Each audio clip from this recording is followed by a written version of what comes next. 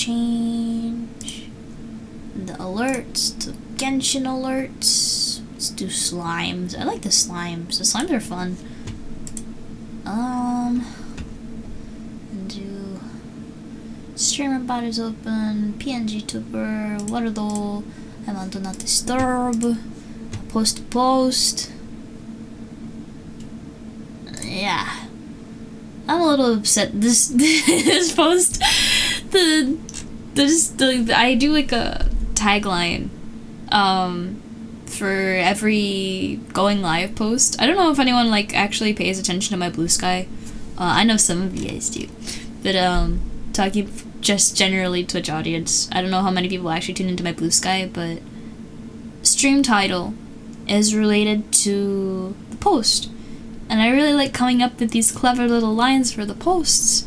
And I had a lot of trouble today because I was like, I'm just doing more exploring. I really don't know a lot about Nod Krai, so I didn't have a lot to work with.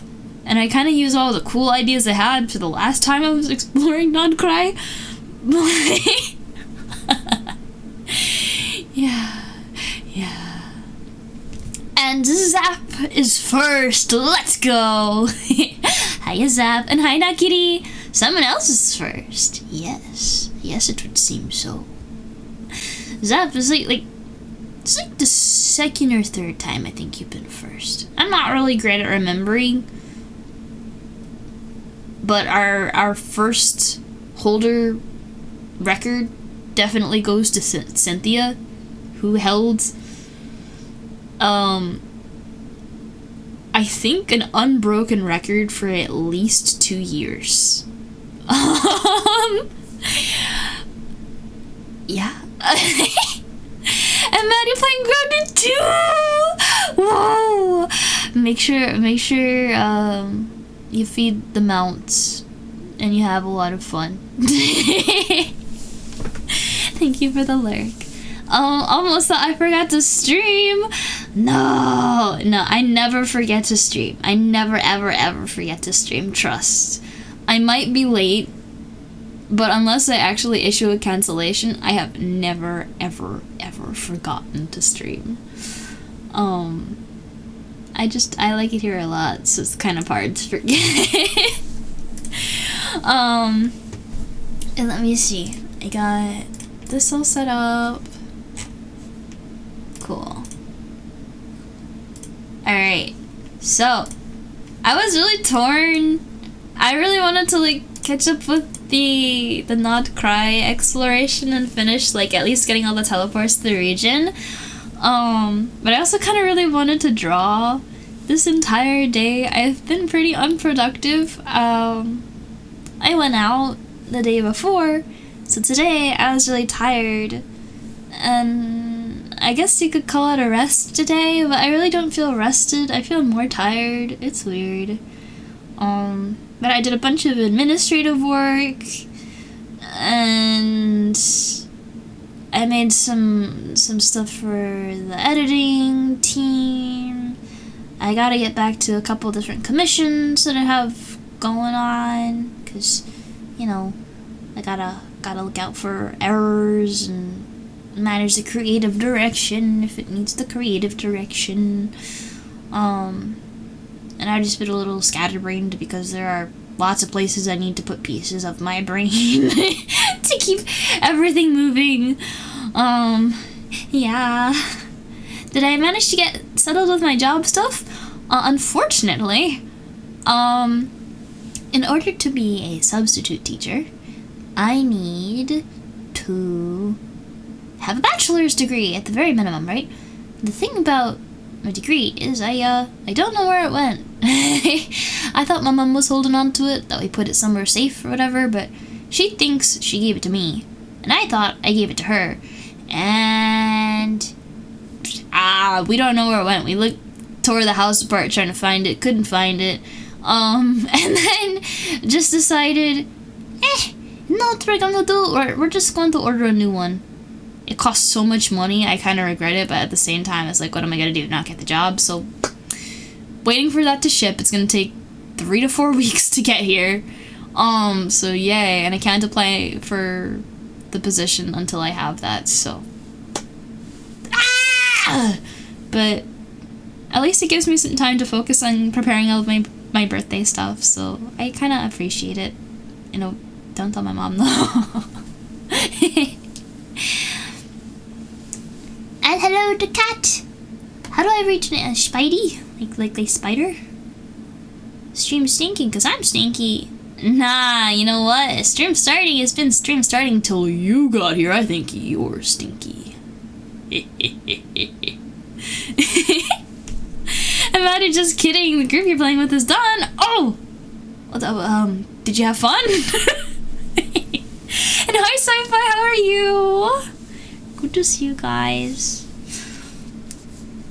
I think as far as Nod Krai exploration goes, and are we out of ads yet? Did ads play? Am I crazy? So, are we free? Did I miss them? How far into the stream are we? Like 6 minutes? Are they gone? Guys, are they gone? Did they go in? Didn't get ads. Yippee! But like, does that mean 6.5 minutes? Yes. You got at least one ad, so yes? Okay, you know what? That's good enough for me. I really don't like actually starting stream until I know that you guys are out of ads, because I really don't like the idea of starting off and having you guys just immediately not able to tell what's going on for like the first part of it. Like, it's like you kind of like get thrown into things and not knowing where it's going, you know what I mean? I feel like at least with, if you get stuck in an ad in the beginning of stream and we're just talking about our day and sharing things, that mostly we can just keep conversation in chat where the ads can't reach you. So, that's at least the hope. You ran into a bunch of bugged out wolf spiders and died a bunch, but yes, had fun. I don't know, wolf spiders does not sound fun. And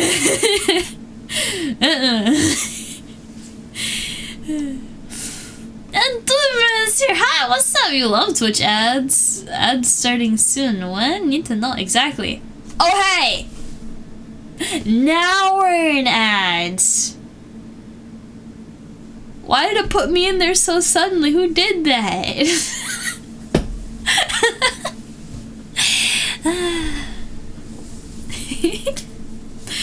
Oh, you ran away?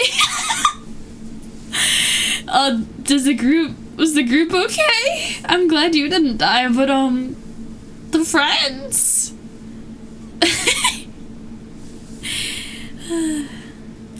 The evil ghost did it. I don't know if we can blame the ghost.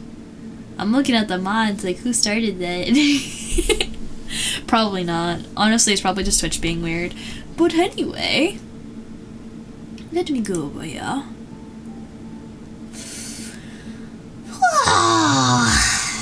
You know, honestly, if you got an ad, it was probably a pre-roll. Would be my guess. But because I'm running the ads that Twitch says I need to run a certain number of ads so you guys don't get pre-rolls. So the minimum I can set it to stop the pre-rolls from happening is it needs to be set at 3 minutes of ads per hour, which I think is absolutely ridiculous. It should be 1:30 tops. But in order to prevent you guys from coming into stream and immediately being smacked with an ad, I do need to make sure it's 3 minutes. So the fact that if you came in and there was an ad, or if an ad played when it wasn't scheduled, that's really weird. There's this weird system that it has too. It's like, oh, if you set it to like dynamic ads, it's gonna play when, you know, we think like stream is in a lull, or when it. I don't think they actually would do that. That would be bad for advertising. But there was something like a dynamic ad playing system where essentially Twitch takes control of when it plays ads, which I did not like at all. And I have it off, but I wonder like if Twitch just does what it wants sometimes. You know what I mean? But anyway.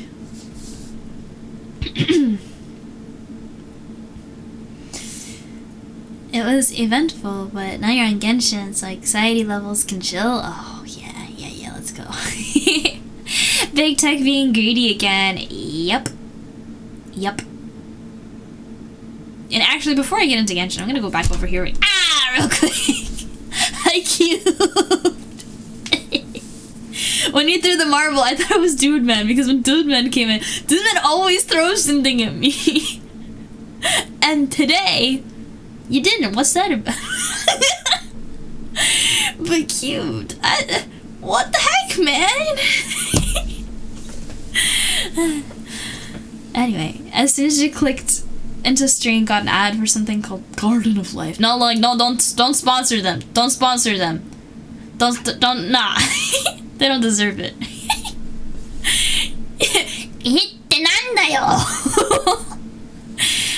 If I need help with anything in game, okay, buddy, thank you. Thank you.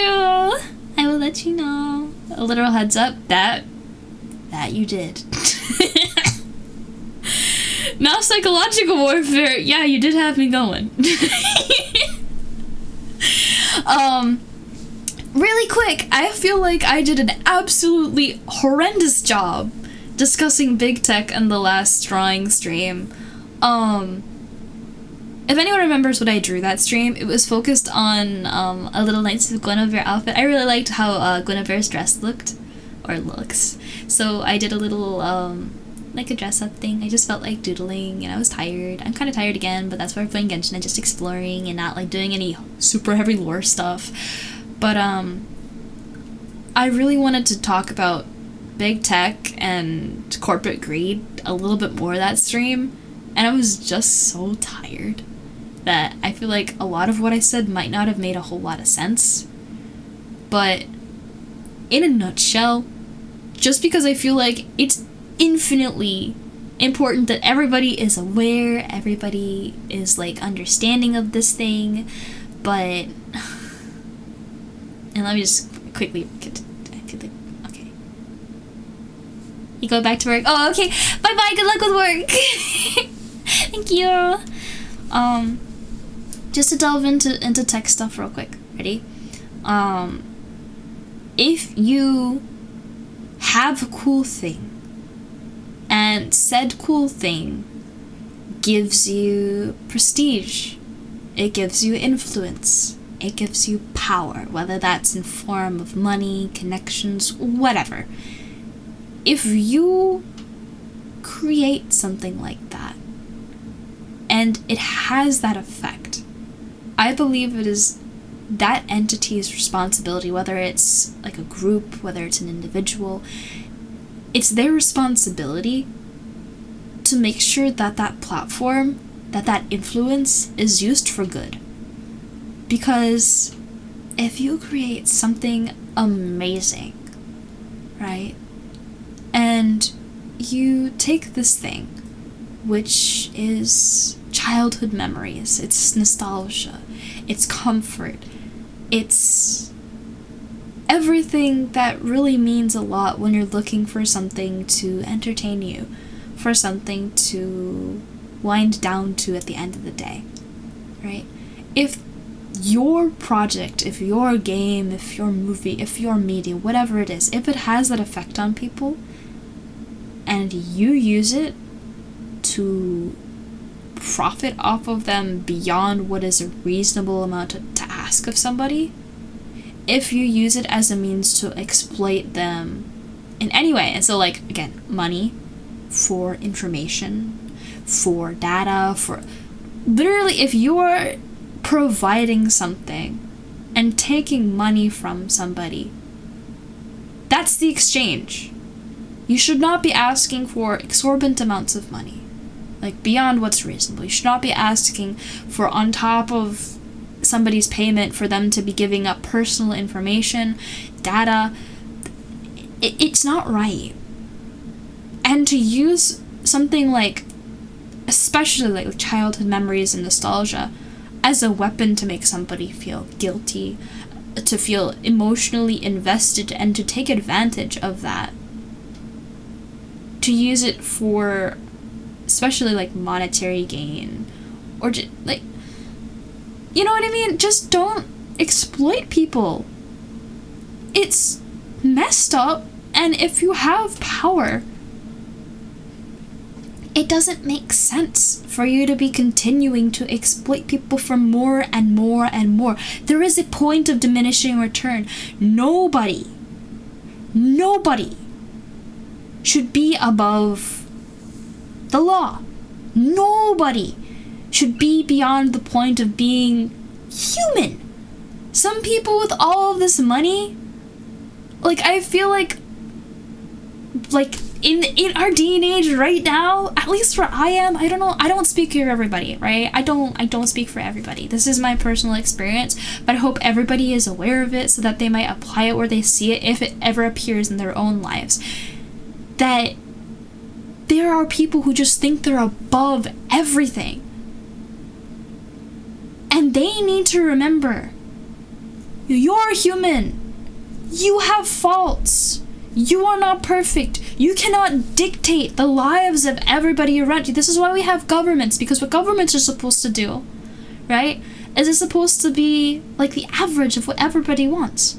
But when you have somebody who has a lot of money, a lot of power, a lot of connections, and they use that to exploit and manipulate, it's no longer a representation of the people that it's affecting. It is one person, like a freaking monarch, making decisions for everybody else. And it doesn't work because one person does not represent, does not understand, cannot physically understand everyone. This is why, like, the phrase, you can't make everybody love you, is so true, because everybody has different preferences, and it's okay not to love everybody. But just because you can't understand everyone precisely, just because you can't be on the same level, doesn't mean you can't try and compromise, doesn't mean you can't try and get along, doesn't mean you can't take action to make sure you understand and respect each other to as much a degree as you possibly can, so that you can avoid fighting, you can avoid arguments, you can avoid clashing with each other in ways that are detrimental to both sides of it. It doesn't make any sense. And when you have one person trying to control so much, one person cannot represent, cannot understand, cannot speak for and make things for everyone. It just does not work. And so when you have somebody trying to do that, ultimately what will end up happening is that they're going to be pushing their personal ideals, their personal preferences, their personal way of doing things onto people who do not want to do it that way. On people who that way does not make a lick of sense. So what needs to happen is, because clearly what I am seeing is that these people do not know how to self-regulate because they think they're above everything, or at least a lot of them do, because they cannot be trusted to regulate themselves, nor should they, because, you know, what happens if somebody goes rogue? Who's gonna stop them if nobody's above them, right? They need to be regulated enough that they don't have that kind of control. And if they assume and try to have that amount of control, that they can be stopped. Because it's not okay. Yeah. That's essentially what I meant to talk about last stream. So anyway, Hi Red Vessel! Thank you for the lurk. Only lurking. Okay, bye-bye! Thank you for the lurk. On that note, and going back to Genshin, it's really hard when a game that seemed to start off with one set of ideals and morals and stuff, it's really hard when it feels like they all of a sudden change. Like, let me just, hold on. Oh my god, I'm seeing freaking tanks. I hate it there. I want to go to the magic region, man. Mondstadt is peak fantasy. Peak fantasy. This is what a lot of people came here for when the game first started, because this is the first region. This is what they started off with. And there's such magic here. It was really touching, this story.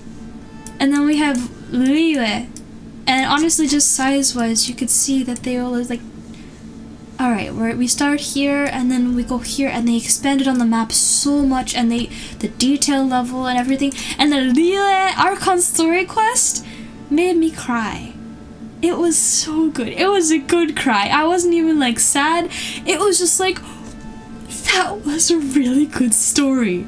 And I cried because I was so happy, simply because how good it was.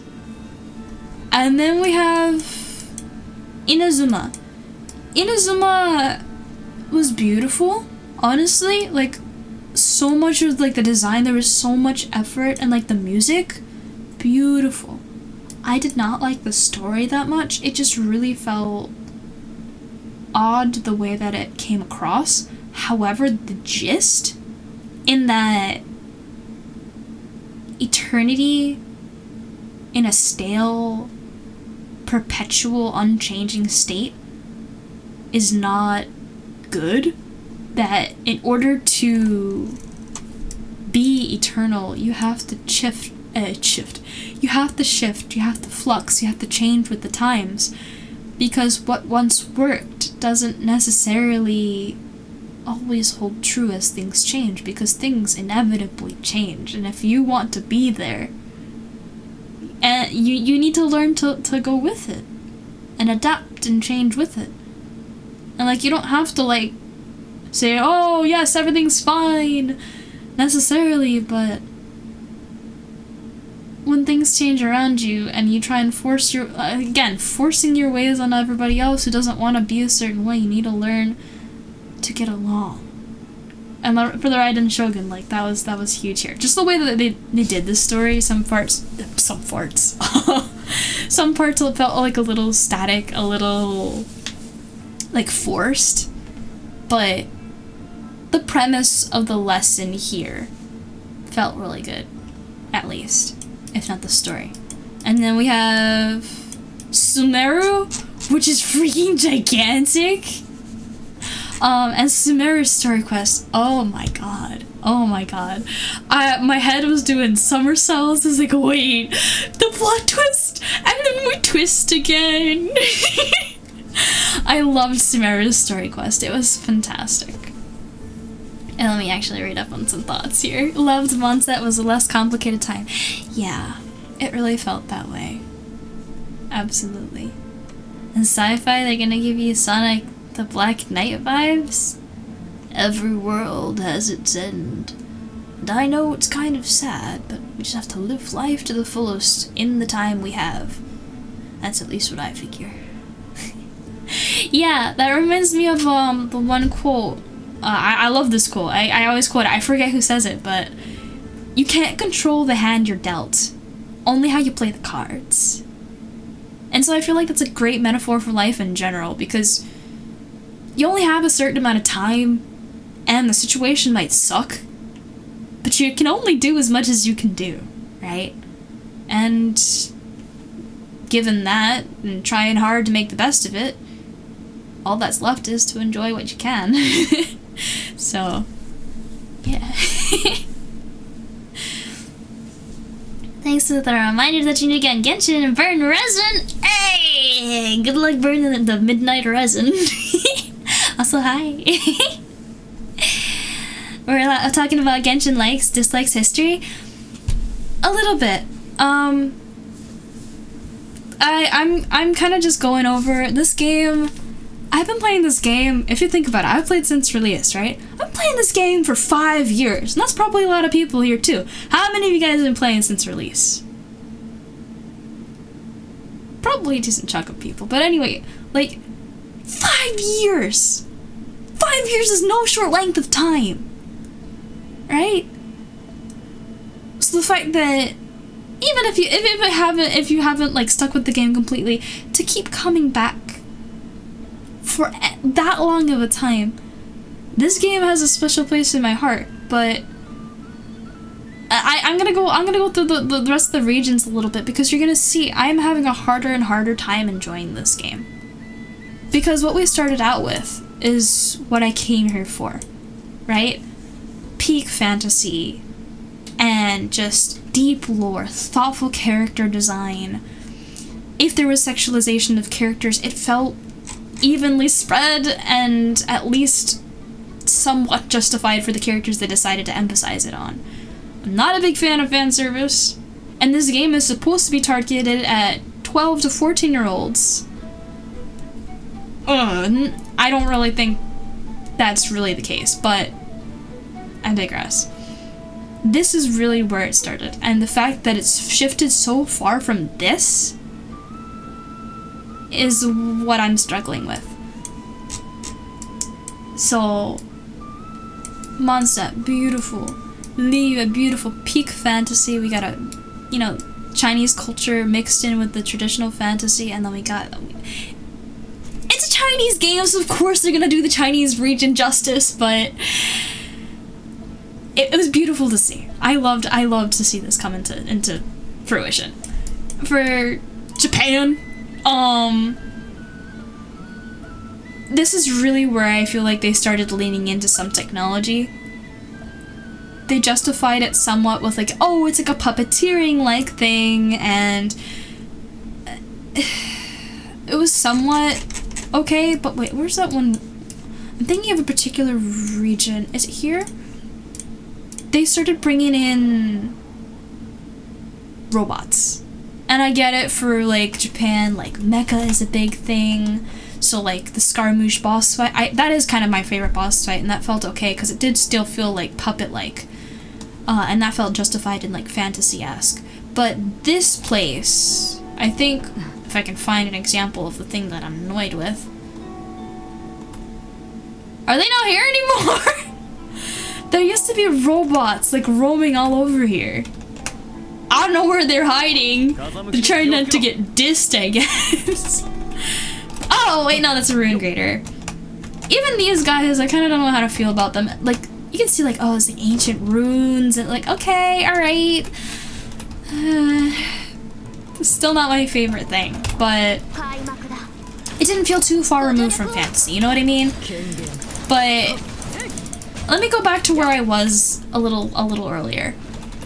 Like I said, that's borderline, okay. Oh, wait, there's a one boss fight, wait. There's a boss fight, where's that boss? I forget the name of it. In Inazuma, it's, is it bosses? Boss enemies? No, that's Simon. Where's the Inazuma one? Mechanical array? Yeah, here. Like, puppets, mechanical puppets, we're pushing it. Whatever the hell this is? No. No. No.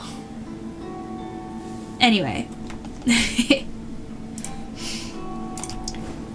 So, anyway, back to the map.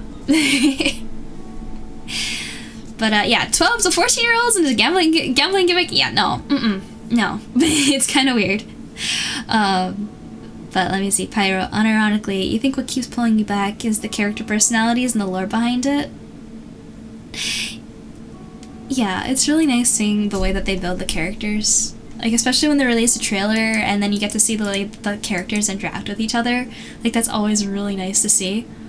Like, honestly, just seeing, like, the trailer demos of, like, Inefa, my first initial impression of Inefa was I hated her. I hated her. She's a robot girl. No! Not in my fantasy game! But now my opinion of her is, oh, I love the way she interacts with Aino, and that, like, you know, their connection, it made me love her. Like, I'm not rolling for her because, again, freaking robot girl in my fantasy game, but just seeing the way that she interacts with Aino is so wholesome and so cute that I appreciate her. You know what I mean? So, like, character dynamics and personalities definitely mean a lot.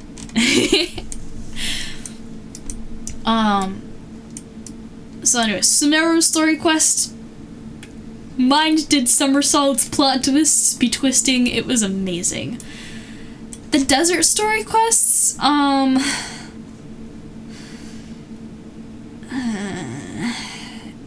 they really didn't do as much here as I thought they would. And the whole story with the Pari was way too much dialogue. They did not make it easy to follow. They gave every single different idea 50 different names. I don't like it. And then we have Natlin. Natlin has some of the most advanced stuff in terms of, like, you can clearly tell how much, like, tech-wise Genshin grew from Mondstadt to Natlin. Just, like, even looking at the map and the way that they do the map here, how many different levels, just the way that the actual, like, geography is. Like, look at, there's so many, I'd probably zoom in, there's so many different levels. I can't see any of the underground levels, but it's so layered and detailed and complex as compared to Mondstadt. Like, you can see there's barely any, it's relatively flat as compared to Natlin, and there's, like, colors and everything. So it's really cool. But I forgot Fontaine. You're right. It's up further, and I just scrolled thinking, oh, like, let me go from right to left. But yes, I'll get to Fontaine in a sec. But not Fontaine. Natlin feels like a freaking filler chapter. Barely any of the setup here felt relevant to anything else that was happening. All of this new, like, mechanics and stuff, all of the things that were happening barely felt integrated at all in, like, previous chapters. I understand when, like, between, like, honestly, these two felt, like, connected. There's even this little past where there's, like, this stuff that happened.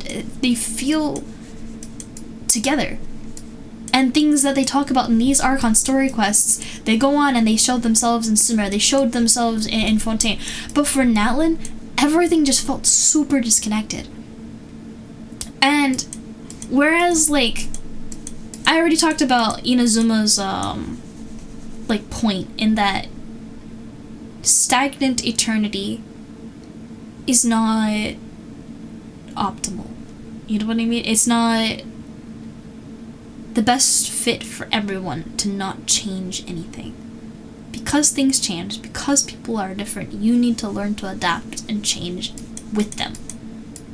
For Lieve, it was a story about not relying on divine intervention to solve your problems, that you could take your fate into your own hands and you could do it.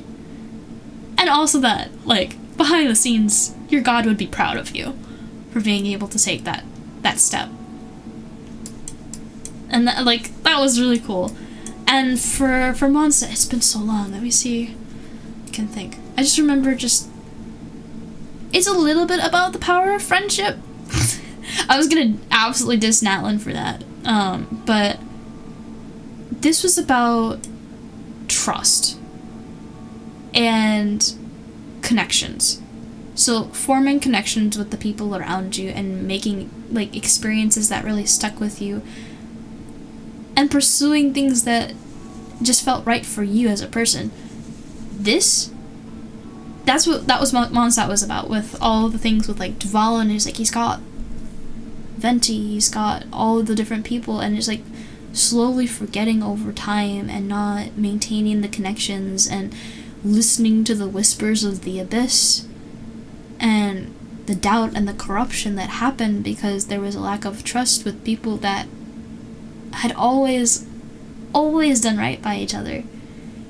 When there was that voice that messed with it, it was like, it reminds me of the quote, you don't really know how strong a friendship is, how meaningful a relationship is, until it's seen, like, wear and tear. 'Cause it's like the Titanic. You could have a beautiful boat, and everyone boasts, oh, it's unsinkable, it's amazing, it's this grand thing. And, you know, it hits an iceberg, and oh, suddenly it's at the bottom of the sea. So, you know? So that's really what I felt Mondstadt was about. And then Natlin is literally like, oh, if we're together, then we can do anything. You know? I just didn't like Natlin that much. Like, it the way that they put it together with the story and the fight scenes was really cool. But I'm really, no. Anyway. You love that Mavuika is the first Archon that didn't end up losing her Gnosis and outright just handing it over to Neuvillette. I don't know if I got that far. Not gonna lie, I've been dragging my feet with the Natlin story quest. But, I really would have liked to see...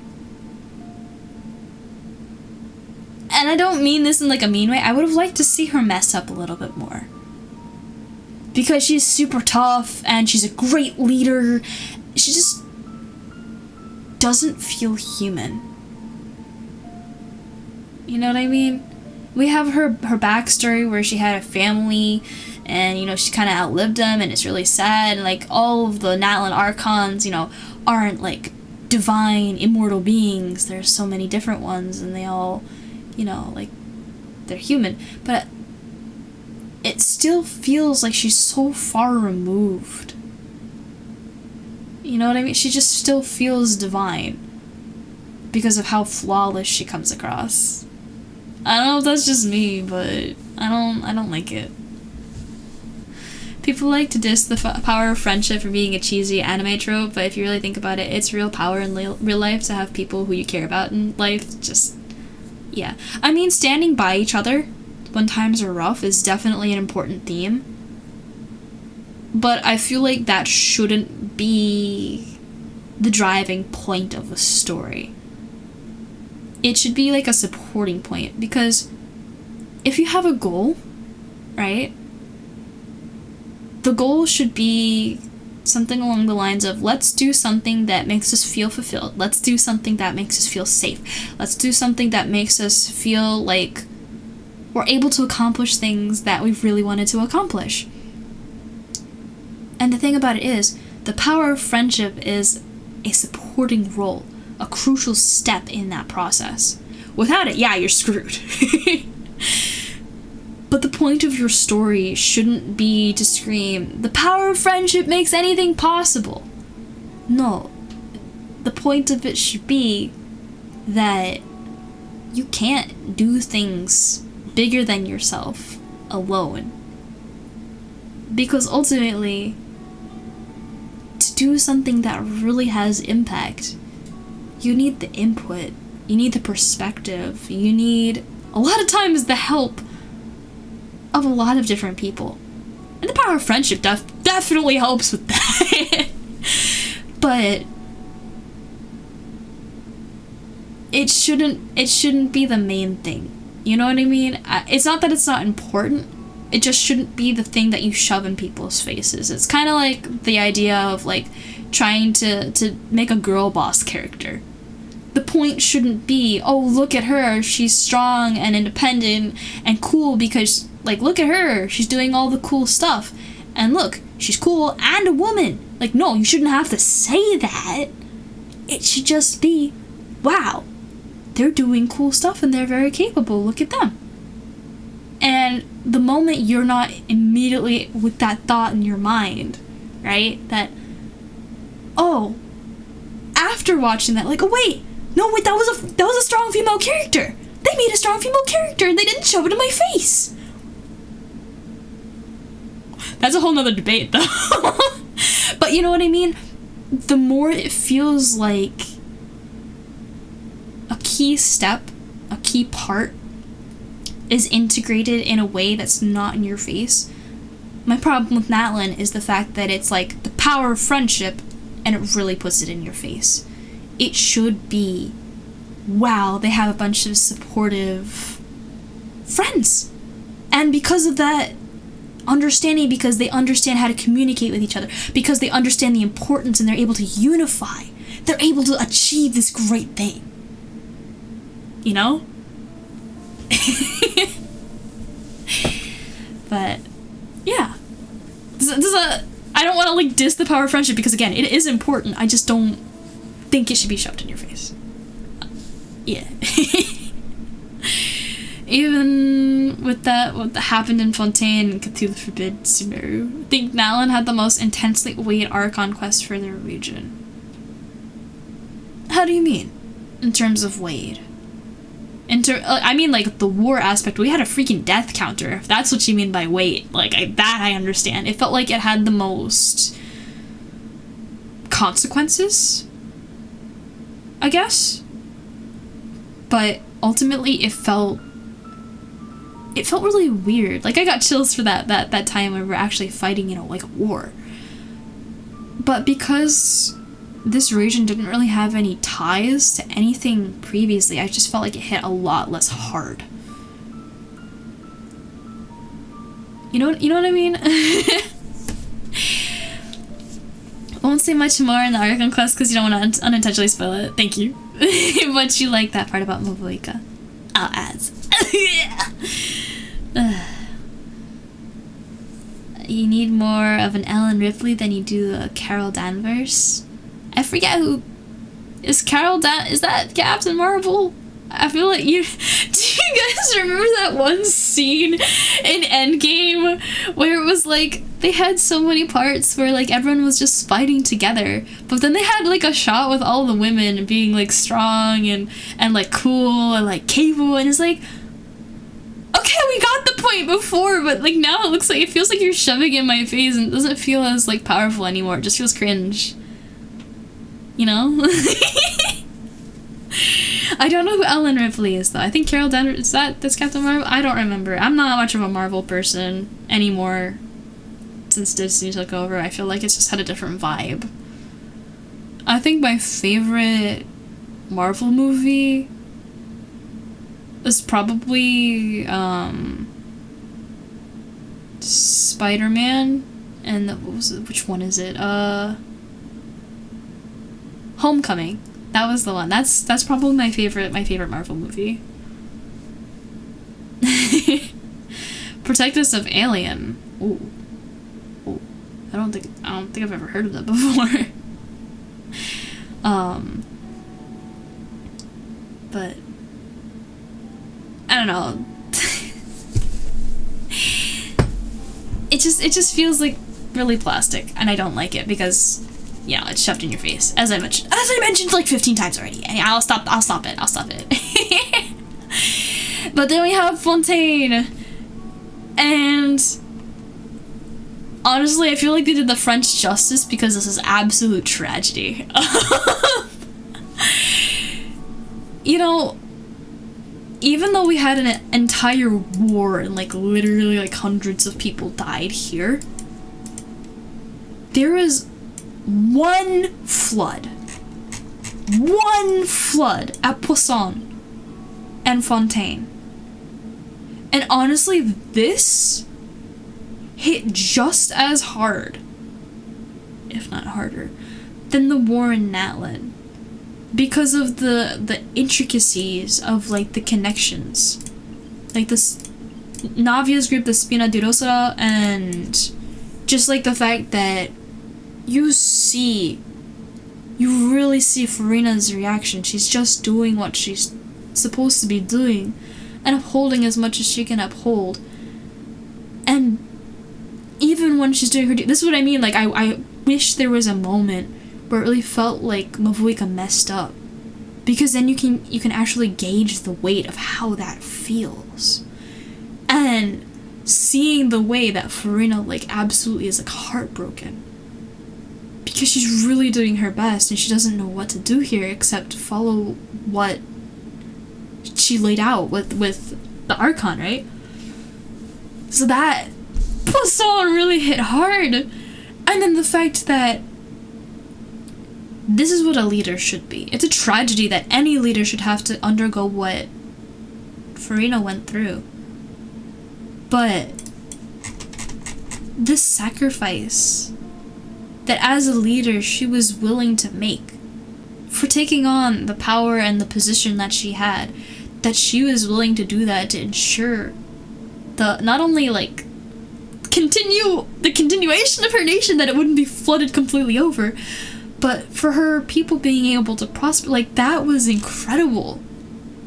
And the way that it was all lined up and set up to go, like, oh my god. Oh my god.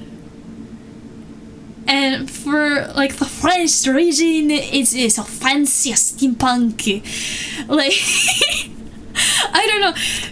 This somehow felt a lot more real and a lot more raw than some of the stuff with Natlin. And Natlin is supposed to be like, oh, we're all family here.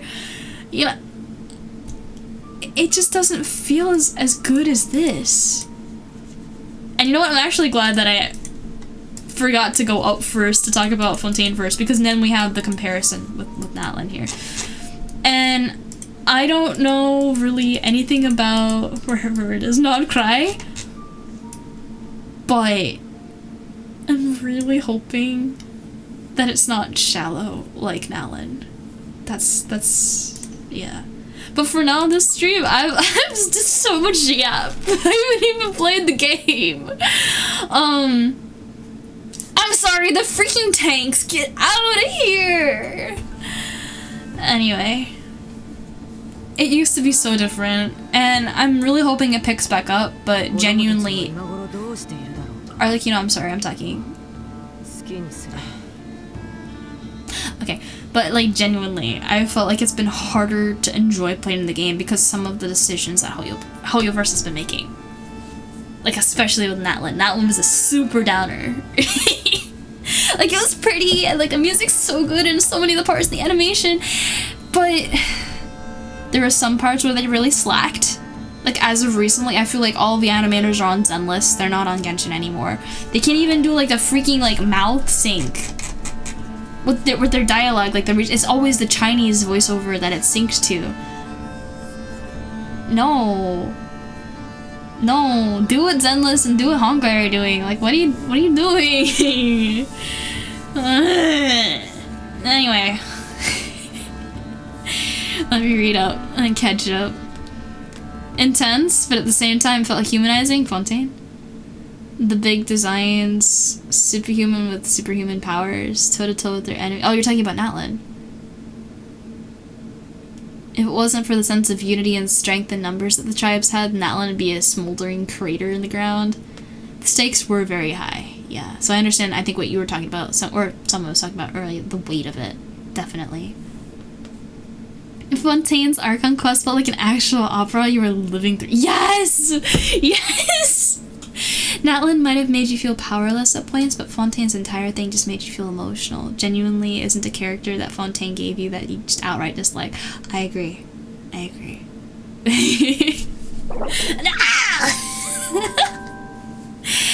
Fool's Arcade with a raid! Hello, welcome on in! Let me give you a shout out. Thank you so much for the raid. How was your stream? You walking into the yap?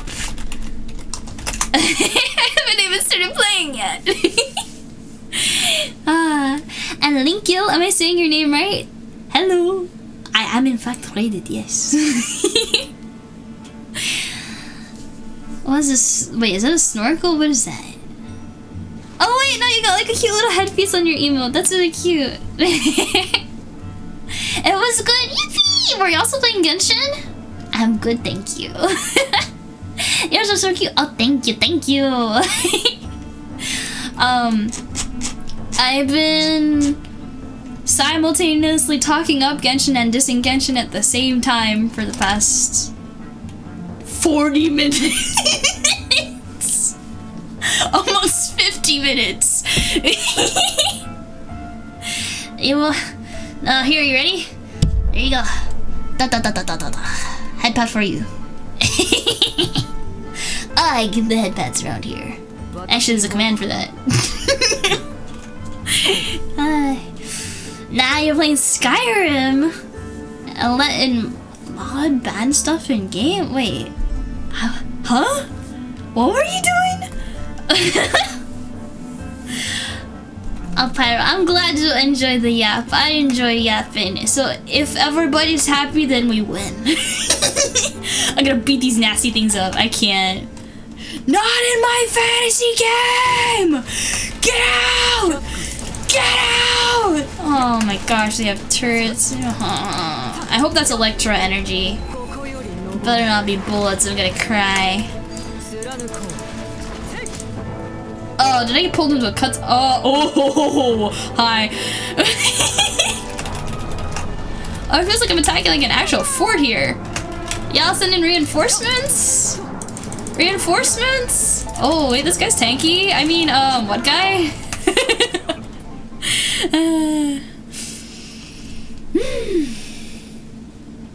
Van game and action for 10 minutes. Eh? Oh, wait, I understand. It's like, oh, you're not allowed to run for 5 minutes. Oh, you're not allowed to use sword item for 3 enemies or something like that. Leave motion, why are we acting up now? Come on. Come on. Honestly intriguing to get a history lesson from this game from time to time. Oh. First time learning about some of this stuff, honestly. Oh. Oh, I mean, in terms of like Genshin lore or like the premise of stuff. Enjoy talking about this game. Happy was brought into playing it the way you were. Let's go. Is that a Roomba? Is that a freaking Roomba? Can I kill it? I can't, in fact, kill a Roomba. This is the worst. I love this track though. And Starbit's here. Hi, Starbit! And thank you. I still don't know if I'm saying your name right. Thank you for the follow. Welcome to the High Taylor Circle. This guy's tanky. Takes about 2 seconds. Yep. Yep.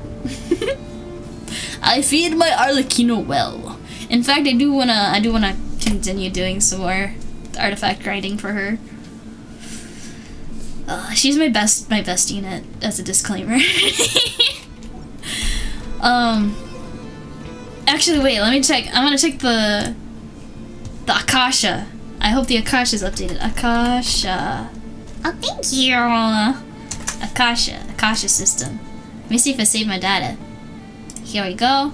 My Arlecchino, after my most recent artifact update, is only the top 30%. Man, alright. Is anyone supposed to be better? My Kokumi is on my team. Kokumi is top 10%. Farina's again top 30. And who's my last person on the team? Oh, I just have Aoife Fur. He's transport.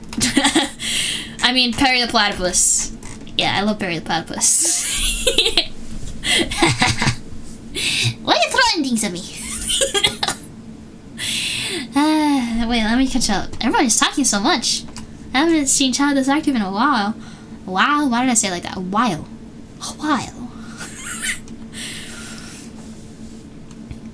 Stario? Honestly? Bro, like, remove the Genshin character, the Genshin UI, and tell me it does not look like Stario. For real.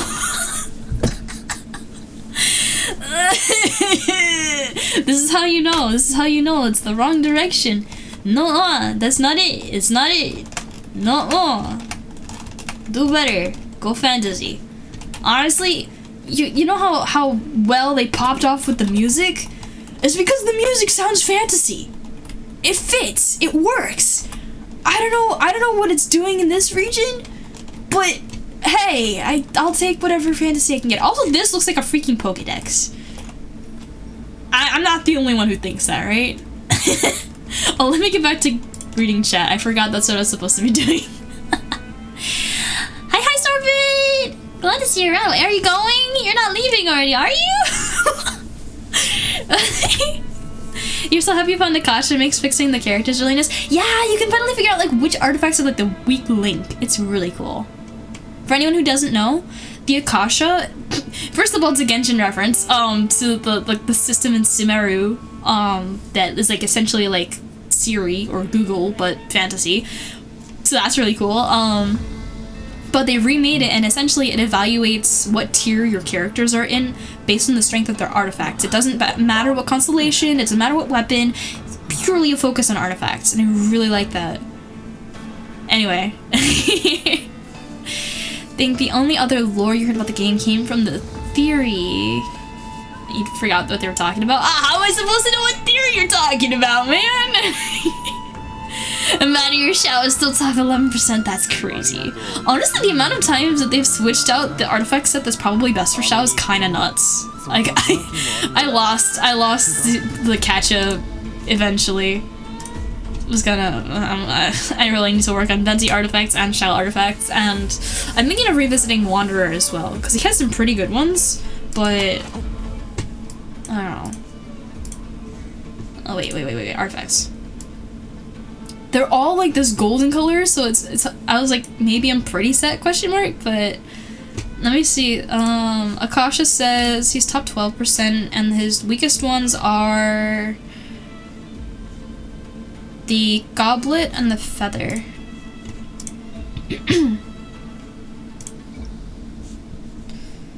Let me uncheck this, confirm filter, because this is, wait, is this the off piece? Which one's the off piece? Oh, this is the off piece. Wait, I think? Feather? Goblet. Feather? Okay, it's the Desert Pavilion, okay. Oh wait, this is the off piece, okay. Is there anything better?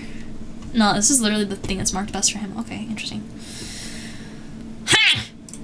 Ha! Animal damage bonus, and I need crit damage. Ooh. I kind of want to see where this goes. I'm supposed to be exploring, but indulge me for a moment. Let me see how many of these things go into crit damage. Please go into crit damage. No consumables found. Are you joking? Bruh. Oh no. Dude, are you kidding me? For real? Hold on. How many artifacts can I salvage? Quick select. All those. No, nothing. Wow. Okay. I need to manage my artifacts, but like, it's such a hassle.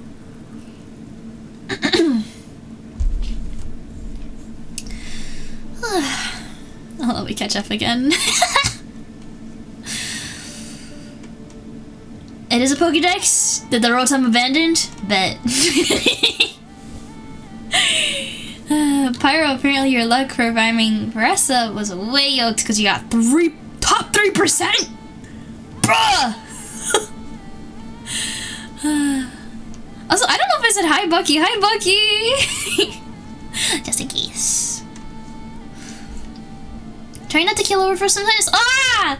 Sinus infection be gone! Illness go away! Sick be gone! Ooh. Good vibes coming your way. hopefully they can do something. I don't know what they're doing, but hopefully. Oh, the channel game thing. Ow! I see. I mean, the Genshin lore runs deep, so I'm glad that somebody's done a little bit of cover for it. You keep updated with Shao's artifacts, but can't get a good goblet. 4 years and counting! Ah! Maybe you should make that his off-piece? Maybe? Gonna hang out for a bit. Yippee! I'm doing okay. I feel like I got a lot off my chest, because honestly, I love this game. It's just a lot of the decisions that Hoyo has been making recently is making it harder for me to enjoy. And that's not just like the creative direction when it comes to like this looking like Star Rail instead of Genshin. But it's also like, for instance, I don't know why I didn't bring this up earlier. I'm gonna be canceling my Welcome Moon subscription on here after it runs out. Because Hoyo is actively looking to hire people that can use generative AI that are not housed in company. So like, I can understand if you create an AI specifically for the company and you use only data that's been specifically approved and curated and, you know, is verified, and it's okay. Why can't I pick this stupid thing up? Is it the Roomba? I think it's the Roomba. Anyway. But they're looking for people who can use Midjourney and Gemini, and like just like stuff that is very evidently not screened. And I understand AI is supposed to be a tool for helping get workflow to go faster, but until there's more regulation and like securing rights and copyright and protecting artists, it really should not be being used, like especially not at corporate level. It's just not right. It feels like a severe violation in so many ways. Do we look a little different over there? Interesting. Archons above, thankful for the 4 slot. Oh my god, the fact that they have the 4 slot is insane now. Yeah, actually. Also, hi Mako. Am I supposed to be doing whatever I'm doing, whatever I want to be doing? I don't want to answer that question. Oh, bye bye, fools. Take care. Thank you for the raid. Rest well. Make sure you're hydrated and then go to sleep. I gotta smile? Okay, serotonin is good stuff, so we win. The curse of the onset elemental goblin continues. But it's his off-piece! What? Is there not a single artifact that works? Wait, dude, are you kidding me? Oh my god. The curse of... Wait, what? Talking about poor luck for characters, had Yoimiya since second rerun. Still has a 4-star circlet because literally can't get a good one. Oh my god. Oh my god. The fact that you can say, like, literally, I've been looking for a good artifact for years and still haven't gotten it. Like, I don't know.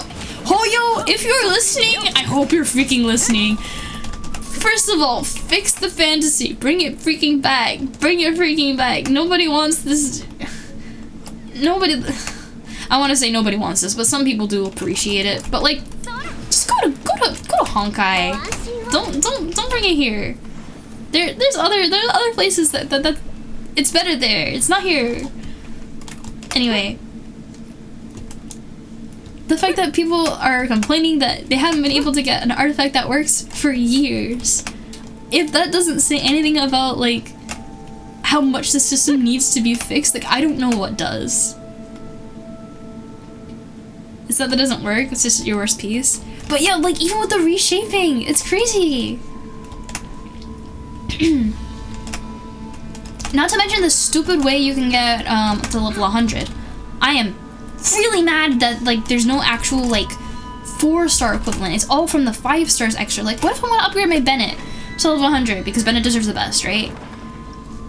The fact that, like, I can't. The fact that you need to get a C7 of a 5-star. Like, how much money do you expect people to be paying for this game, or how much do you expect them to be grinding? Like, it's too much.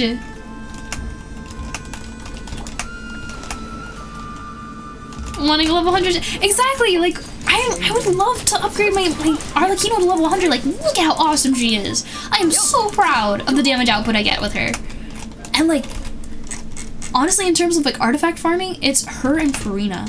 I don't think I've ever farmed artifacts as much as I have for these two. And I say that for Arlecchino, but it's like literally like just the bosses. But the attention I paid to just making sure, like, all it's gladiators. I don't want to keep pressing this one. This is the one I want. Artifacts, all gladiators. But the fact that, like, I dragged it from everybody who has it as an off piece. It was like a sick off piece. Like, that was so powerful. Like, the fact that, like, I had to pull it off and, like, these characters became so bad after that. Like, no, and I really want to make her better. She deserves better. I think I'm missing... It says I'm struggling with the crit rate. Too much HP. Let me see. Is the timepiece? What is this? Sands. This one's her weakest. And which set does she use? Use recommended order. Confirm. It's the best one. So, I don't know. Is there off piece? Yeah, still better than any of the gladiator ones. Crazy! Great damage, great. This is HP energy recharge. It's probably be worse. Let me see. I don't have any artifacts left, I forgot. That's another thing, it's such a pain to try and level up artifacts. You run out of like materials so fast. So even if you do get a piece, you're like, ah, maybe that could work out. It's like, actually, I don't have materials enough to level that up to be able to figure out if it's gonna work or not. And just the sheer amount of re-rolling you have to do, plus just how difficult it is to get the material. Like, no. No. No! Okay, I have to work with the Roomba. Unfortunately, I can't slaughter it, so I'm gonna figure out... Okay. Here. There we go.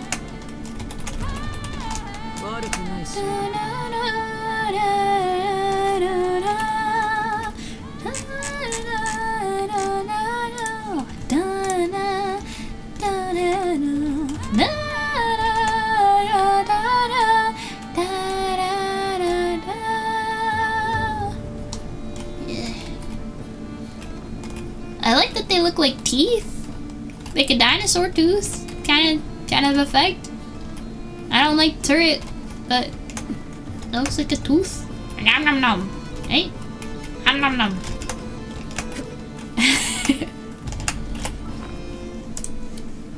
I gotta use that. What are you doing here? Oh, you wanna go? You wanna go? Yeah, you wanna go? Alright, we'll go.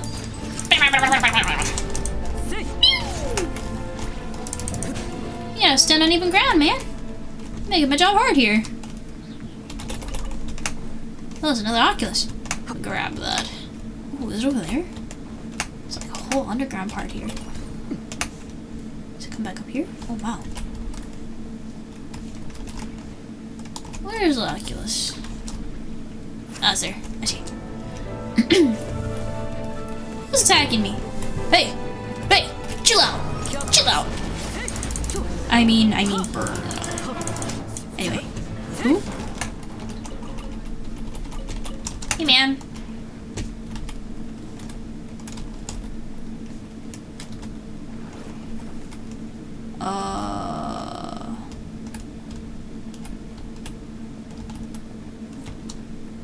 What am I supposed to do? Oh. Okay. This guy! Go away! Okay.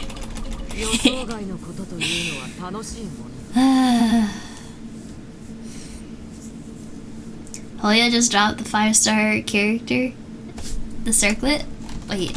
Yeah, you should give Pyro the circlet, Hoya. You gotta do it. You gotta do it.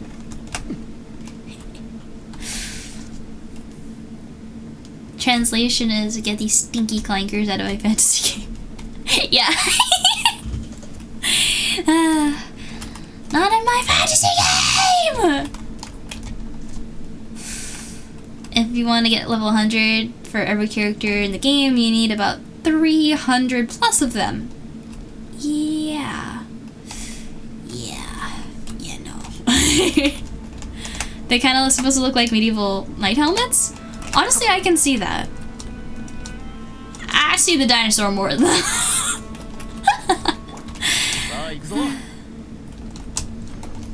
Hey!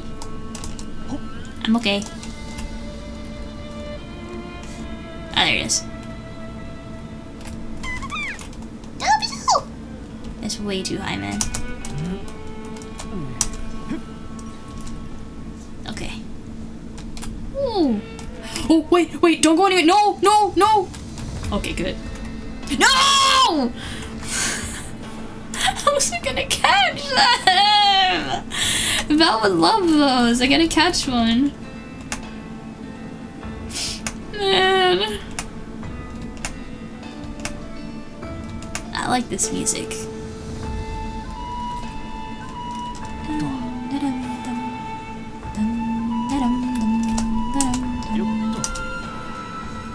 What's that? Bruh. It's a whole control panel. I am the Roomba! Are you kidding me?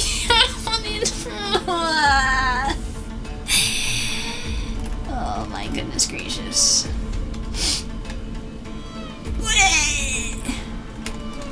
Oh wait, now I can kill the Roomba. Alright. Have I ever seen Disney's Atlantis movie? And if so, how do I feel about the ancient civilization having some form of technology? I've seen bits and pieces of that movie, but I actually don't know all that much about it. Technology is not bad. It's just when it comes to theming things in particular games, seeing something like this in a fantasy game feels wrong. Unless it is fantasy and it's specifically like sci-fi fantasy. Like this doesn't belong here. It doesn't make any sense because like Mondstadt is still like living, like delivering letters via pigeon. Okay? For perspective. Mondstadt pigeons.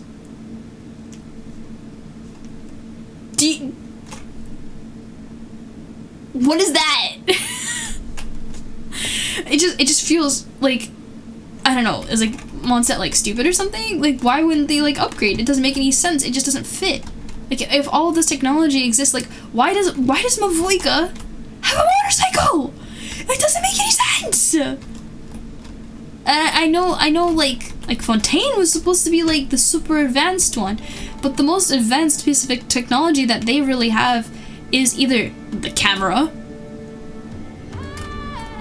or the Oratrice Mécanique de Elise Cardinal. And that's kind of like also slightly magical because it's like a divine thing passing judgment, because like how do you do judgment with a machine, right? It's kind of like asking an AI to read your resume and saying, hey, is this guy guilty? It's like, I guess we'll find out. I actually have no idea what to do with this. I thought I could just kind of like brute force my way in figuring it out, but I don't know. Anyway, let me read through the thing and figure out what it was talking about. Cleaning bots. The Fatui are so used to seeing them that they hardly notice them anymore. It can be controlled via means of council. Okay, when it's operating, it will enter an empowered state and can attract or throw bipolar objects. When the cleaning bot stops operating, it will drop any bipolar objects it had previously attracted. Non-operating cleaning bots can also cause characters to enter an empowered state. So essentially, they are underestimated and can be used against the Fatui, is what I'm hearing. I don't know what I'm supposed to do with this though. Maybe I go up on top of the... this? No? Where do I go? Is this just here to be here? I mean, it's silly. But I don't know what I'm supposed to do with it.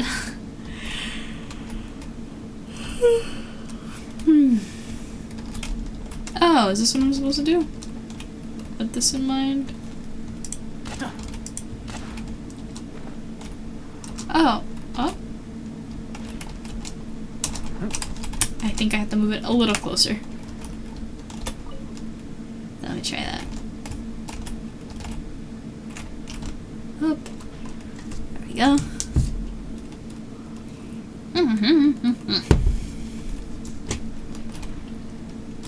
Go here. Oh, sick. And let me go up there. Exploring. Oh, go down. There we go. Do a little bit of healing. Look how fast that works. Boom, boom, boom. Even Arlecchino.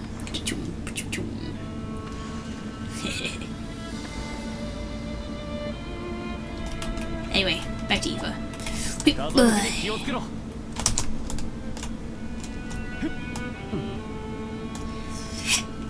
Oh, it's a ladder. Hey! Don't mind if I do. And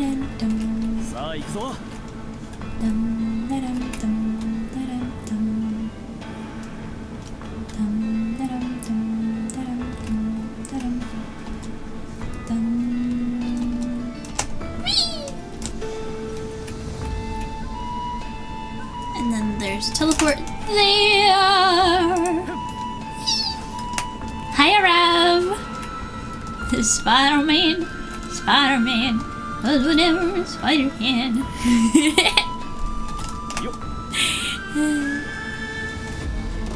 Oh, hi. Oh, I was just gonna watch. I didn't realize you were gonna tag me. Sorry. I have to eliminate this thing though. This is illegal it's not fantasy. It doesn't belong here.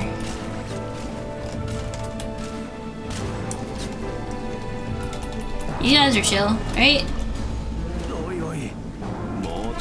I guess not. Alright. I was gonna leave them alone and they actually landed the shot and I was like, okay, alright, never mind. Okay. Oops. Let me get this next teleport. Whee! Wahoo!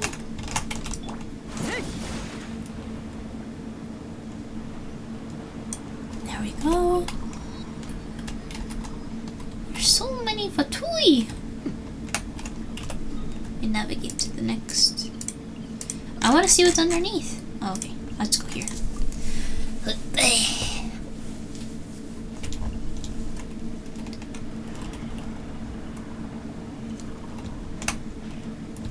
That's lore. I'm not ready for that right now.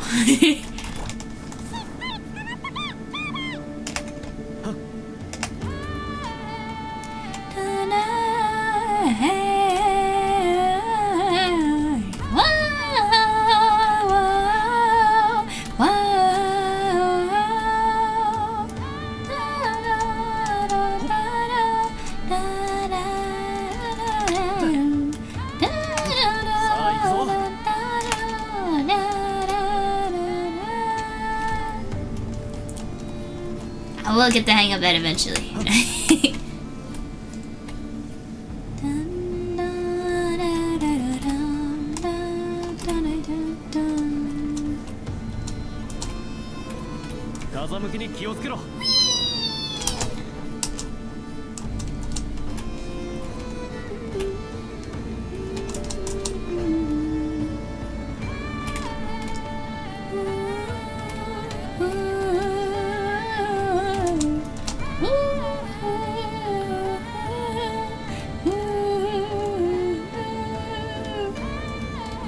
Exactly, sci-fi.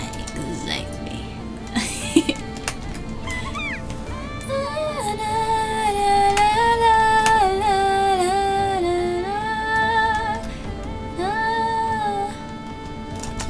This needs a blue one. I need a blue one. Oh, the Roomba's trapped. Oh well. This is. I don't know what that's supposed to be. Okay.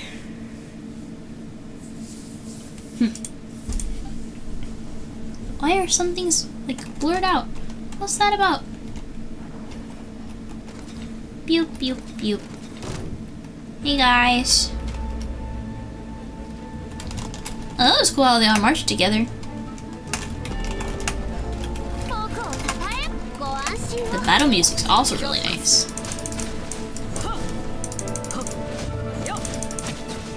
Yeah, that's really easy, okay. Yeah, they're supposed to be fighting the Jedi. Get out of my fantasy game. Will kill with extreme prejudice. Alright.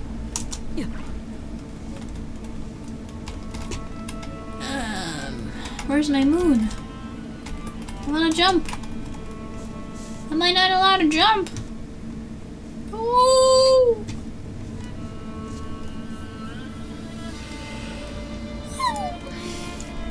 Star Wars is medieval and space with a little bit of World War II.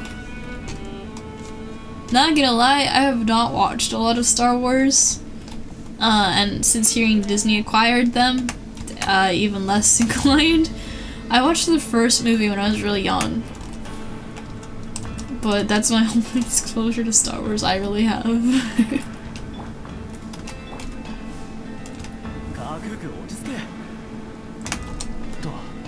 Yeah, I think I'm gonna try and cheese this. I think I should be able to. Okay, cool.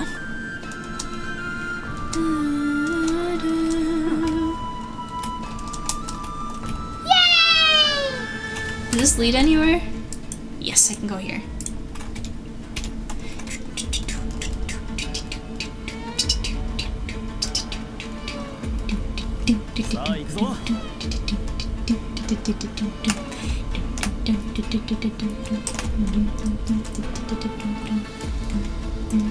Man, you found a chest you can't figure out how to get to and just to slowly losing your mind. I understand. I understand. I saw that one underground teleport and I was like, I wonder if I'm gonna have just about the same predicament. Bet. And nice try, bud. Oops. Okay, that was a pretty good one. I'll admit that one. That was pretty good. That was good.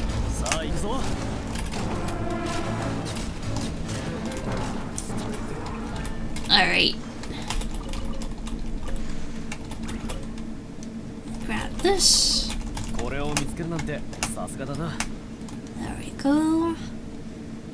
That's not very friendly. Let's try here. I was like, if I stand behind it, you think it'll see me? Yeah, be gone. I didn't even need to do that.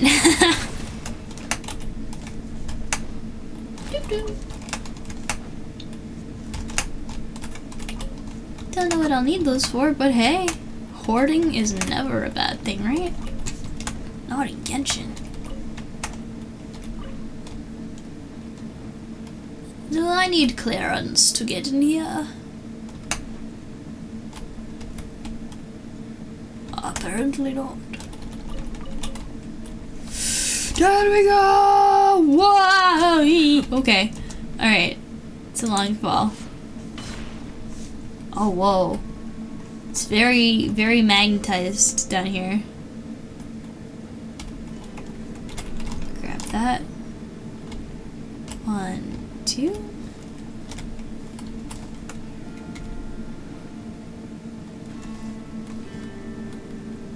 Interesting.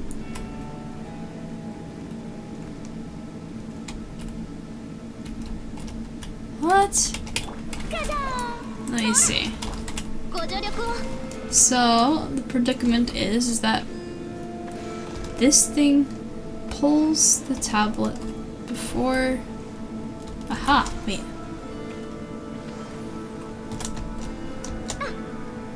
There we go. Yeah. I don't know what that is, but I'll take it. Oh. That track is sick.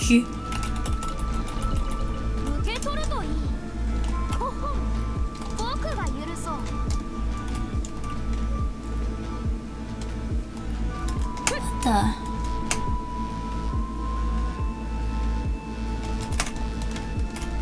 Oh.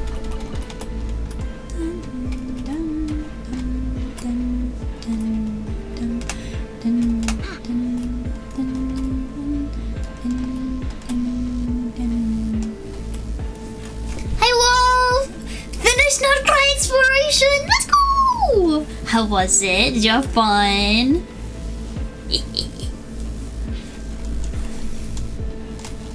There. Hello? Anybody home? Not for long.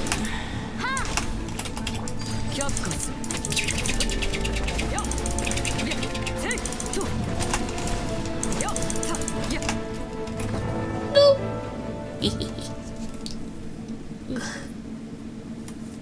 Oh, it's a cutscene thing? Eh? Oh, I need to equip glasses. You ready? Ta-da! Hey. What exactly powers the middle miscreants anyway? That's a great question. Probably elemental energy. Hopefully elemental energy, but...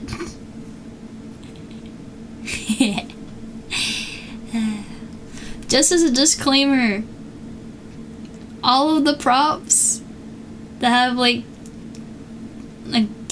they're pulled from Genshin, they're pulled from the models that Hoyo publicly posted. Every one of them except for this one, which was modeled from scratch. The rest of them are Hoyo's though. Assumed it was the Kuvaki for the magnets, or the way that they're powered. Yeah, that would make sense. I like the idea of elemental energy for the turrets though. It makes it feel a little bit less fantasy immersion breaking. Must be an evil experiment inside. Excuse me, 2 likes, yeah. Yep, I agree. Another way in. Okay, let's try. I think the misspell that you typed is a little too close to another word, and that's why it's yelling at you. That's probably it.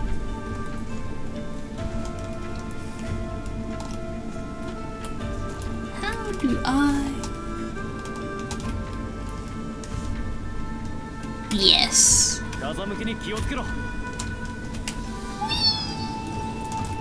You're fine. You didn't mean it. We have oopsies sometimes, and then we have the people who actually mean some mean things. Those people, they get the bonk. You don't get the bonk. I turned something off. I don't know what I was supposed to do, but Aoife, who's this Aoife guy you're talking about? This is Perry the Platypus. Okay, let me try going up here.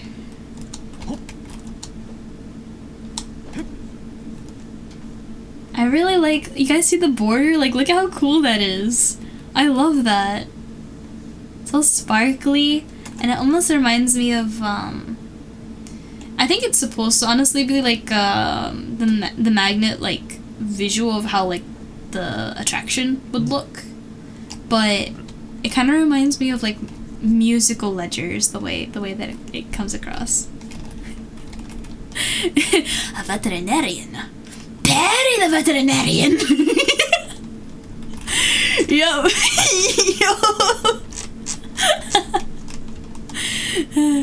Oh, this is really pretty. You see the lighting here? I like the way it comes through the grates. How far does this go down? Okay.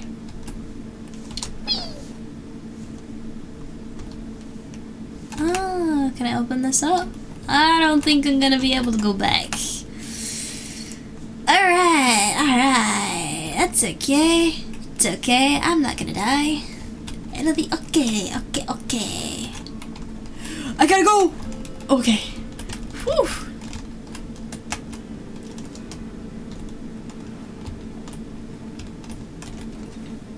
Okay, cool. Let me in! I hate invisible walls. Oh my goodness. Let me catch up with chat. Behold the platypus. My turn fantasy into sci-fi-inator. Wait, what? Unfortunately, Eva has a gun. But otherwise, I really like him. He's cool. And eternal sugar cookie. Thank you for the follow. Welcome to the high tier of the circle. And musical ledgers, magnets pull, something like Silk Song?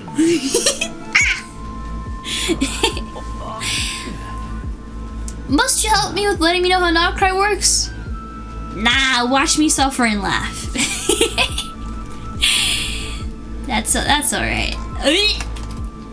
I think I'm slowly getting the hang of it.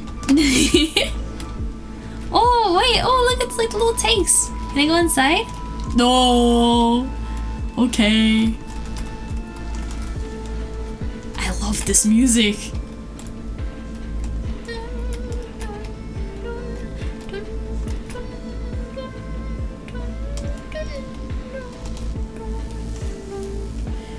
Just down. Down's the only way. All right.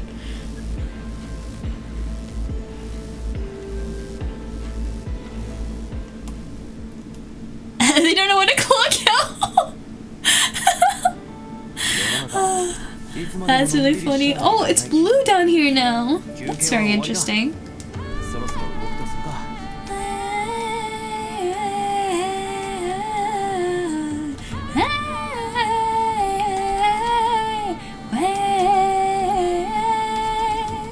Yeah, this one's really powerful. Sugar cookie, good for you. Are you happy about the characters? You got a favorite character? Is Llama one of your favorite characters? Oh, thank you, Starvin! I really like that track. That's really cool. Oh, we getting serious. It's a giant test tube. Oh, man. So many jars, and inside them, could it be Kavaki? What are the Fatui doing? Placing all these things so deep underground? It's like unusable, of course. Some kind of evil experiment! I called it, Paimon! Well, we all know the Fatui are pretty evil, but Paimon wants to know the details. Traveler, let's investigate around here first. Maybe we'll uncover some clues. Okay, Paimon. I'm not reading any more Paimon lines. That was actually hard to do. You need Durin now. You and me both. Okay. Oh, we're in an ad break. Can somebody put in the super cool thing for anyone who wants to hear really cool, very refined singing? I have a song that I sang for. So if you want to hear the song, if you ever get stuck in an ad break, use the command and go listen to the song.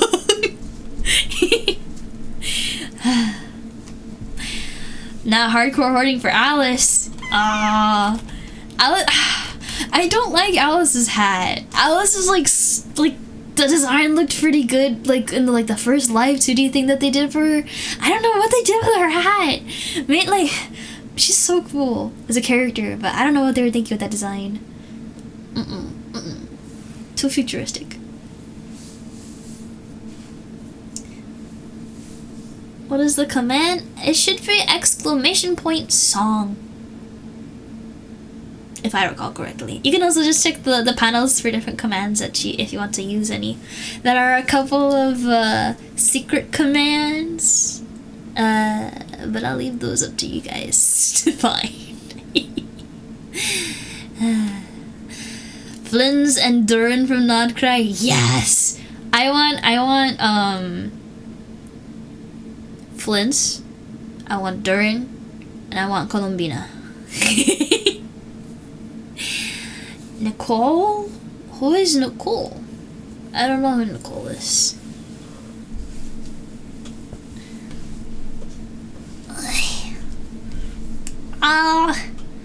All you need to do is I'm trying to think. What maybe I can like describe a cool I feel like I can put on different voices because when I get excited sometimes I like switch between different tones, right? And I feel like there's definitely a way I could describe them. So if anyone's interested in how I do like any particular voice, ask. And like I'll try and like figure out which one it is that you're talking about, and then I can try and break it down because I think it's really cool. And see if there are more guys. Yeah, we need to. Hoyo's been pushing a lot more female characters out. I'm really hoping that they try and even things out again, just because it feels better that way. Colombina's getting the Capitano treatment. No! No! She's gotta be playable. I can't. Oh, also, Benelante, I saw you earlier and I didn't say hi. Hi! Zhongli best? Hey? Zhongli's design and his characterization's awesome. But honestly, as like a unit, his kit sucks. Bro does not do damage. The shields are pretty good, but they've been working on so many new mechanics to make healing more relevant again, so I feel like the shields really don't do as much as they used to. But like when he came out, it was kind of crazy.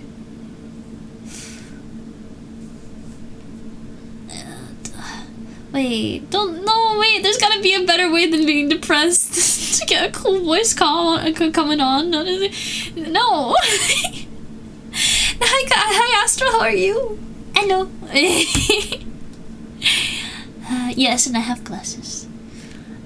Somebody redeemed it. Let me actually mark off a couple of things.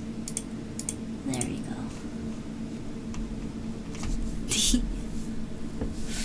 Can I do Farina? What do you mean, can I do Farina? Like Farina voice?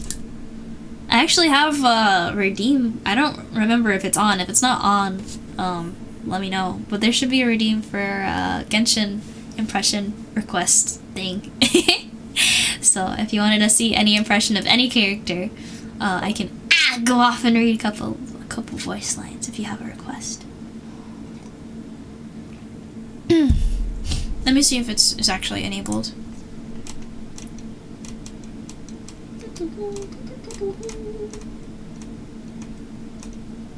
I don't think it's on. Let me change it. Hold on.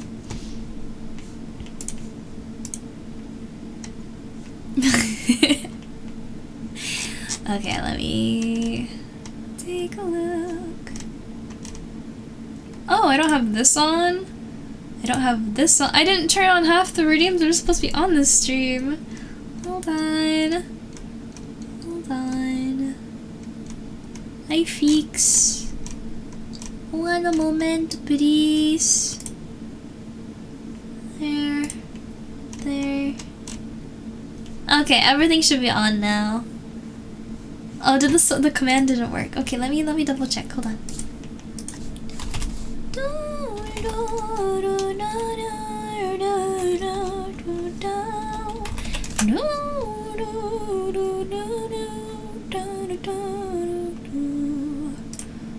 I gotta learn that song. Oh, there's another one though that I was really excited to learn Latin for. There's 2 songs I need to learn to sing in Latin.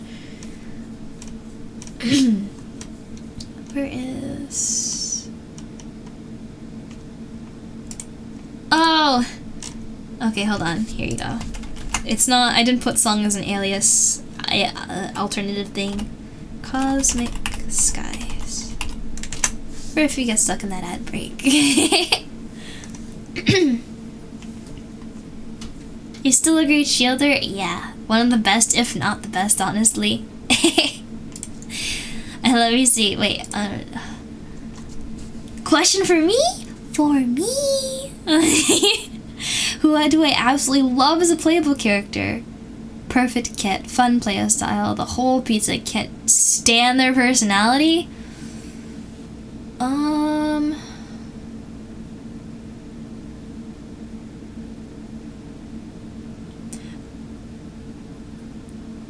That's a good question. I'll have to take a look at the character list, actually. And Pyro, you better learn to do it. I believe in you. Oh, there's a hydrate. Thank you for that.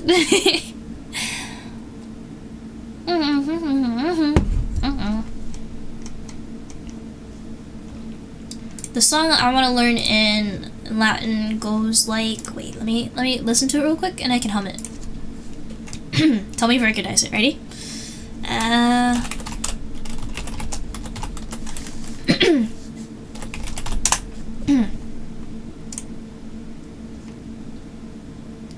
Okay, I found it.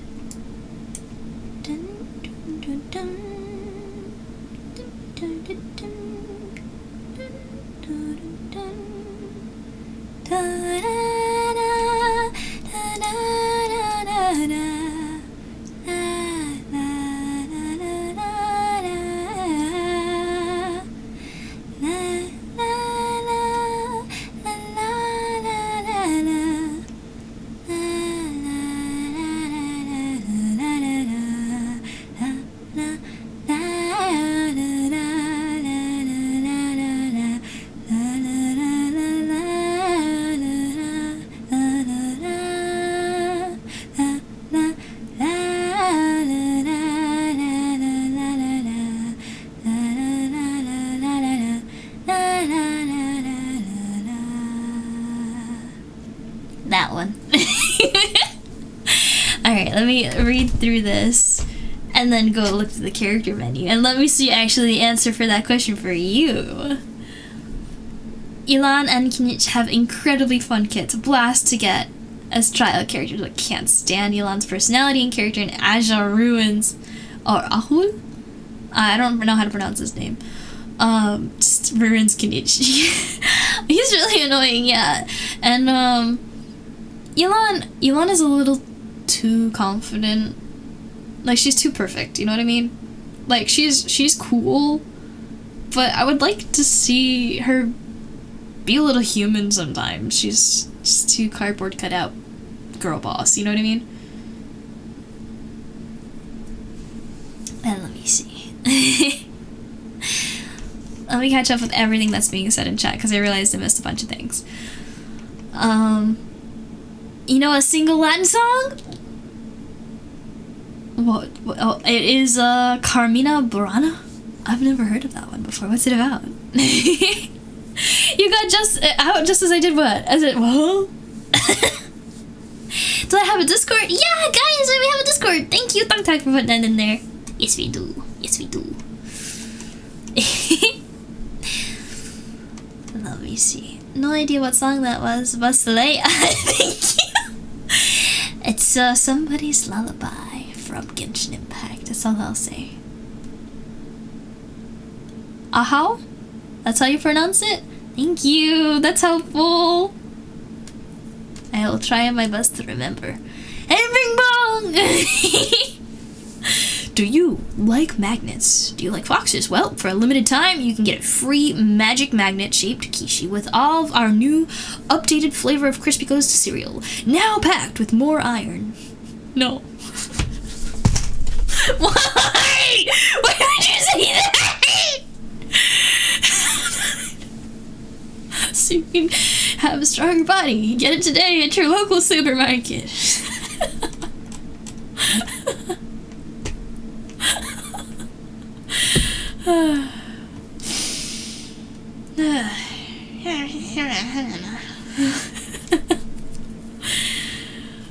If a cereal maker ever walks into chat when that happens, we gotta talk to them, Bing Bong.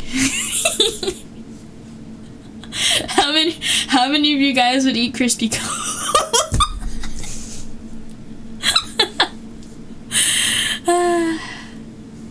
Stepped away from your desk for a sec, I can't stop listening to that song. Yeah, it's really good.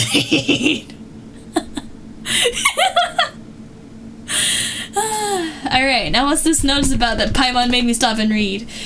To all units and personnel, due to the recent increase in suspicious activities around the Design Bureau, Command has decided to raise the alert level effective immediately to ensure the security of military secrets and personnel safety. Of course, the military secrets have to go first, right? All sentry posts and patrols are to remain on high alert and to increase surveillance around the Design Bureau's perimeter and non-core areas. Any unauthorized approach or entry into the restricted zone shall be treated as hostile behavior, and the necessary measures shall be taken without delay. By order. I will have order.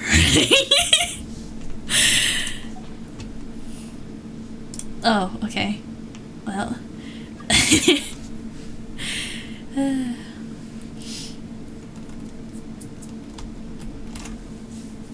You're calling wheat? Wait, what is that? I don't have an iron deficiency. I'm fine. Surely. Get the iron away from me. Let me do that question though, actually. On the note of looking through characters, I have 2 questions to answer. Can't love the playstyle, can't stand personality.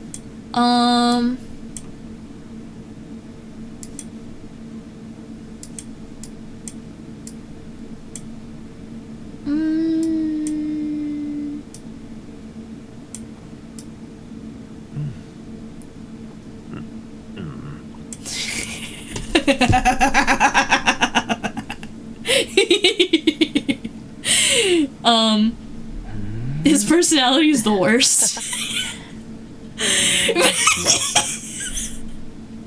He's really fun to play. Honestly, until his story quest, I hated him, refused to roll for him. I was like, I am going to be dissing on this guy until the day I die. And after his story quest, I just think it's fitting. And he's absolutely, yes, the brattiest brat ever to brat. But I'm okay with it now. And the way, like, if I had to interact with him, I'm gonna be rolling my eyes every 3 seconds. I understand and, like, respect it, like, from a, like, an audience member kind of perspective.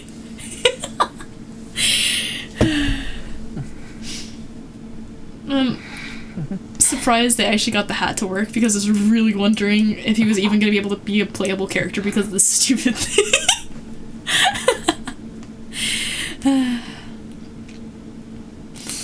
The character designer Ahoyo took one look at Wanderer and said, we just need a razor sharp blade. That's the edge. Yeah, that really, it feels like you're cutting through the air with razor blades. It's really cool. Same thing with Tartaglia. He is way too confident and flirty, and I don't like him. But the daggers, the dual wielding, that was so cool to play with. Like, the first time he came out, like, I couldn't get enough of that the play style. It was really cool. Unfortunately, like, you have to rotate it like every 7 seconds. It gets ineffective after a bit, but it's really fun to play. Ito's just funny. He's a bit weak though. That's probably because I haven't built him.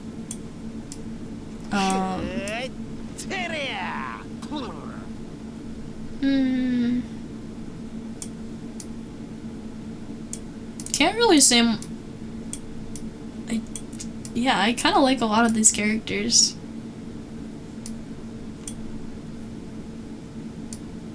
Yeah. I don't, like, really dislike too many personalities.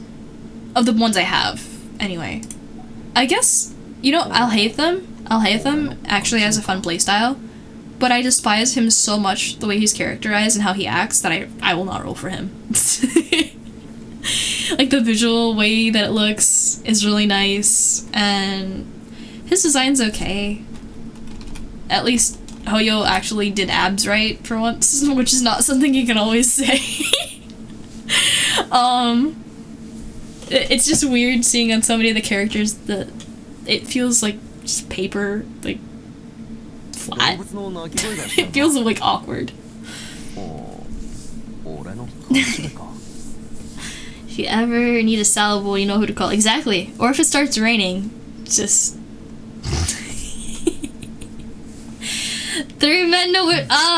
You're asking me about just characters that I like their kit but can't stand their personality. There are characters I straight up hate, period. Like, this lady? I will never ever use her ever. I don't like her at all. Nope. And most of the characters I absolutely, like, don't like are ones I don't know. We got some mail. Okay. But for the most part, a lot of the characters that I like to roll for that I have here are, like, relatively kind and caring. And if they're not, they either have something about their backstory where it's like, okay, I respect you and I'm not gonna try and take the seething tone personally. But, I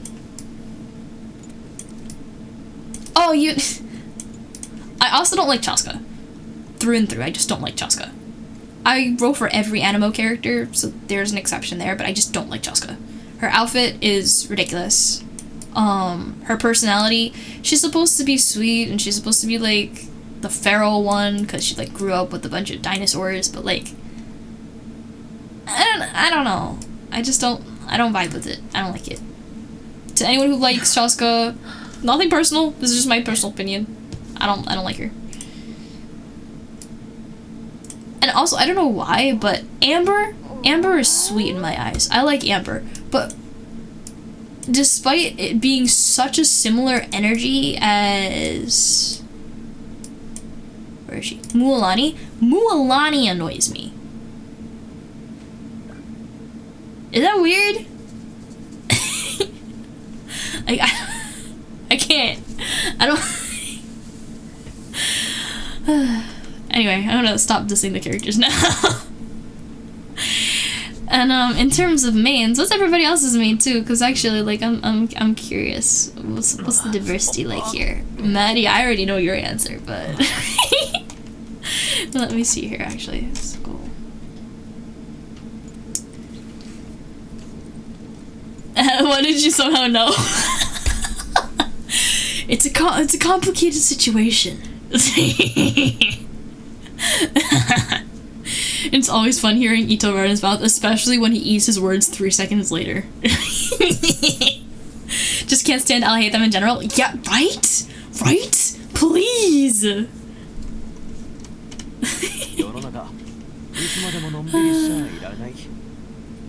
Oh, hey, Bean! But no, like, actually, from a 3D modeling perspective, like, look, okay, wait. Respectfully, that is flat. Like, can you stop moving? Don't move. Look. It's freaking flat. It's... They didn't want to add the extra polygons, so it's just painted on there. But bro looks so weird. Like, what's with the shape of his shoulders and the way that like... And then, like, Alhaitham, like, I don't have Alhaitham, obviously, because, like, why would I? But look at the difference. Can I please? Thank you. You can actually see that there's like.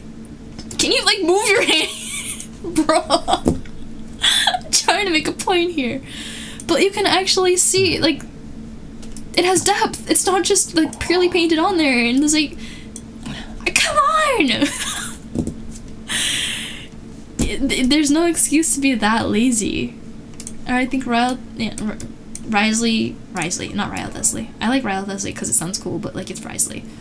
Like bro actually has like a taper to the coat, and that looks really nice. And you can tell like bro has like mass. He's not a stick, and I think that's really cool because there's too many like there's too many sticks. Like Zhongli for being Zhongli is amazing. Zhongli is great, but when every character looks like this, it gets old fast. So I thought that this was nice. I think Nuvolette also has a bit more mass to him. Yeah, I think it's mostly because of the shoulder pads, but not a stick.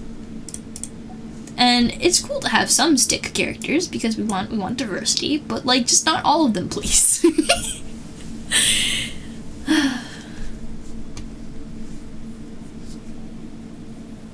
Oh, let me see. You like Chaska's story? Her sister was cool. I love Chaska's sister.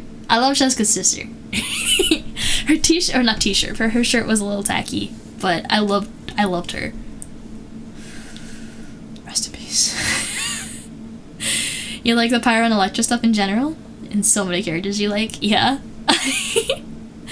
And both Kinich, Orodon, Risley, Tainari, Goro, Ifa, soon to be friends. Let's go. Miyabi. Who's Miyabi? Who are you talking about? Miyabi. Why do I know that name? They should really update Ito's model? Absolutely. And Pyro Dea, but also Hutao, Yoimiya, Clorinne, Varessa, Moika, and Navia. Must have done a lot of push-ups to get the flat abs. Yeah. Alhaitham probably does a couple more push-ups, I guess.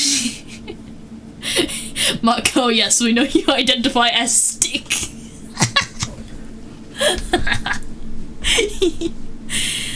But you like how Genshin's starting to work on model size differences now?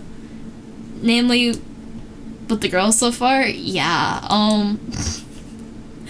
all of the recent releases, it feels like, have been predominantly female-dominated. Like, I don't know if these are all in order, but girl, girl, girl, girl, guy. Girl, guy, girl, girl, girl, girl, girl, girl, girl, guy. Like, huh? Huh? Come on, man. Alright. I'm gonna get her out of here. Actually, wait. Oh, fudge, wait. I gotta go back to the character archive. No, wait, I can do a Bennett. Hold on. You can tell just about how well they've upgraded their models. I think one of the best examples is Bennett.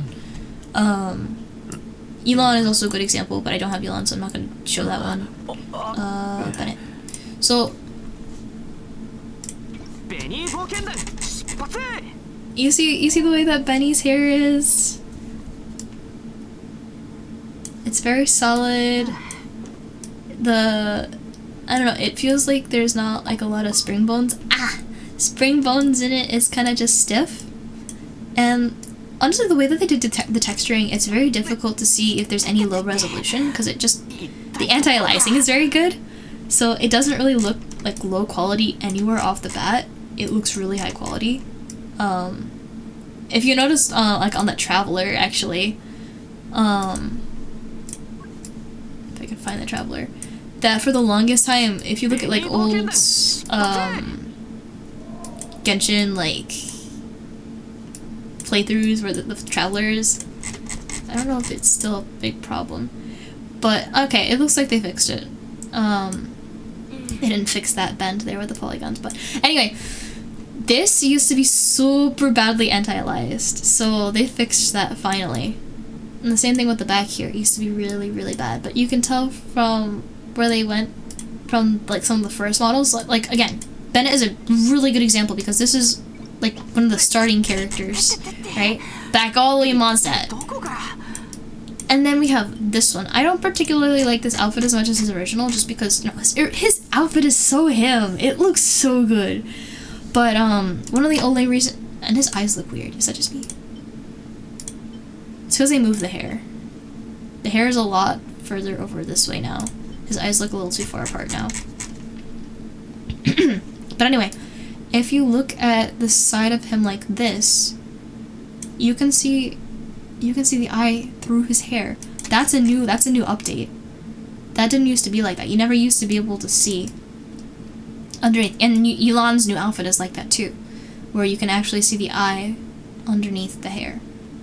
And then you'll watch, you see how you can see it here when I'm looking at it from this angle. If I keep going, after a certain angle, it starts rendering the hair again and not rendering what's behind it. So like this is a major step up.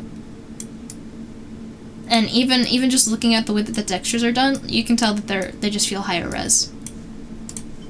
Not to say that this wasn't well done, but they've grown. You know what I mean? But I love his goggles too much. Like the way that his hair falls here, I just love that. And the shoes. Look at how cute the shoes are. Oh my goodness. And I can't get over this little bandana thing on his arm. This is so cute. Love that. Honestly, he deserves this because, like, look, he doesn't have the bandages anymore. He's doing okay. But I really like this design as it is.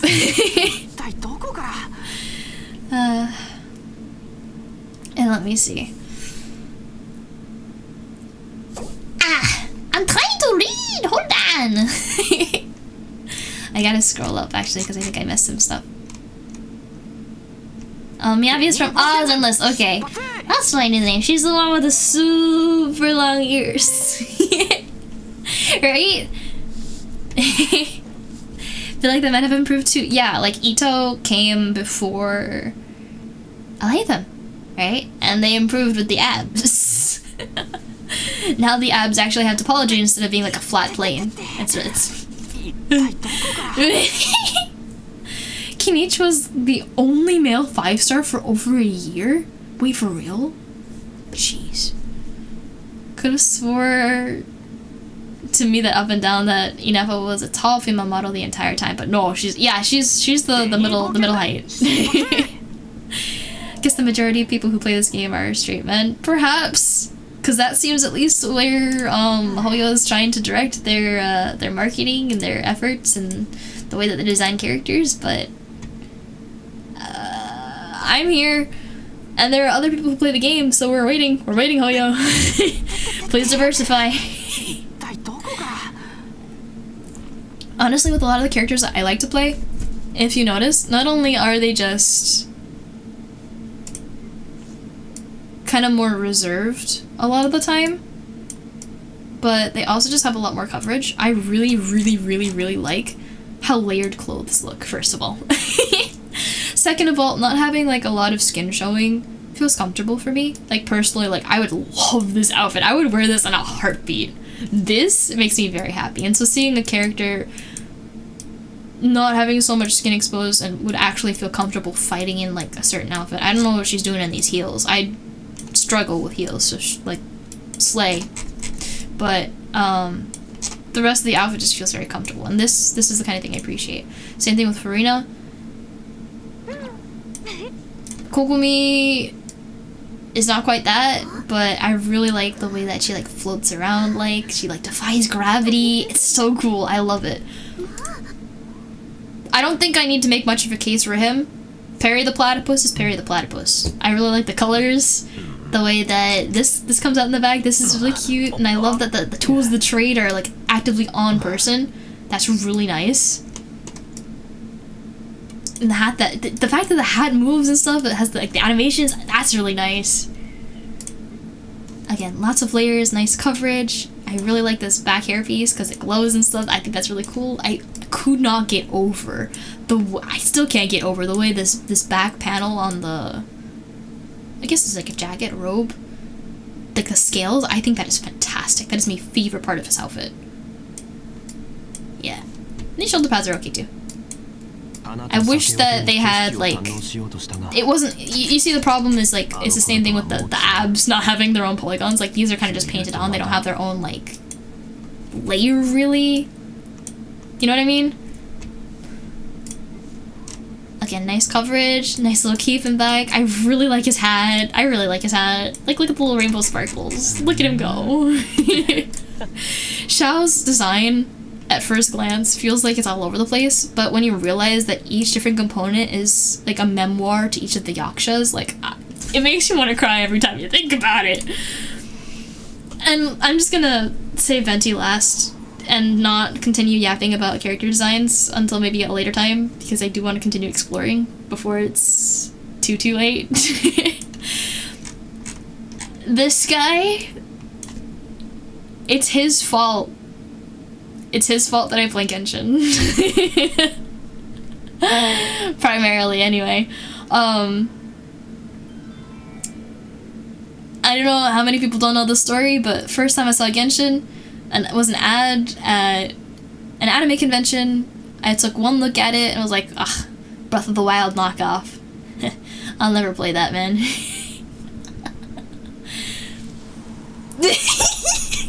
So anyway, here I am. But this design, I really like his design. He's got the cutest little cape. I love the way that it kind of feels like wings and like feather-like. The colors are just so soft. And I love this gemstone, the bows, the flower. And the diamonds on the stockings, and then loafers. I freaking love loafers. They're so cute. And like the feathers. So yeah, not to mention that bro is voiced by my favorite voice actor. Just so happens every freaking time. So yeah, that's, yeah. Anyway, let me see.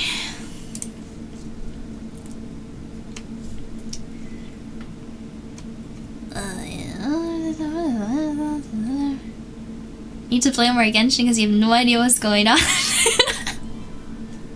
Perhaps. Just started Zenless, and Anbi is your main currently. You really like Nekomata too? I like Anbi. Anbi is really cute. The burger thing is really cute.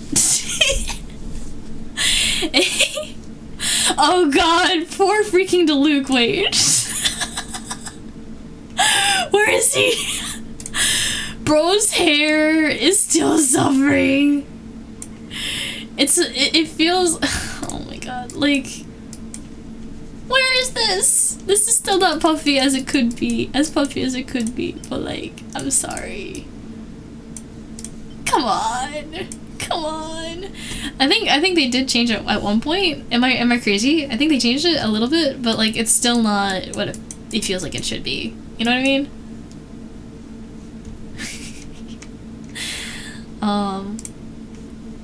Let me see. Yampa, I don't know if you're still here. I have so much since then, but thank you so much for the follow. Welcome to the High Taylor Circle. Let me see. Envious Sig, yeah, I agree with that statement. Wish we had the boss Arlecchino outfit. That's a little. I like this one. That's just my personal preference, I suppose.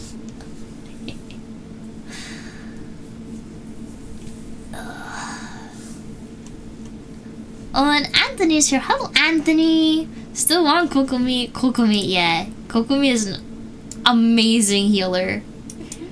She has saved my butt so many times. You love Ifa's design so much. Yeah, I'm still here. This hat animation. Wait, this is so cute. I love this.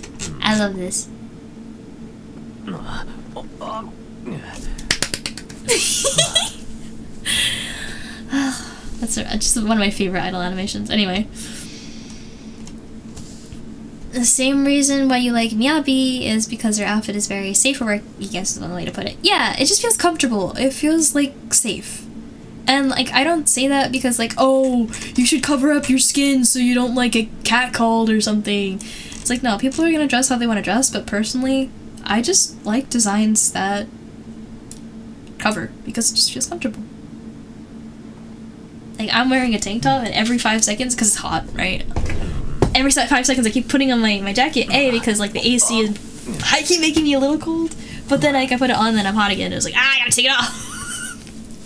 But as soon as I put on my jacket, like I just did, it feels like comfy, cozy. I just like how it feels. Like fabric, when you have good fabric clothes, it's just nice. Like, that's how I want to rock around. I don't know about y'all.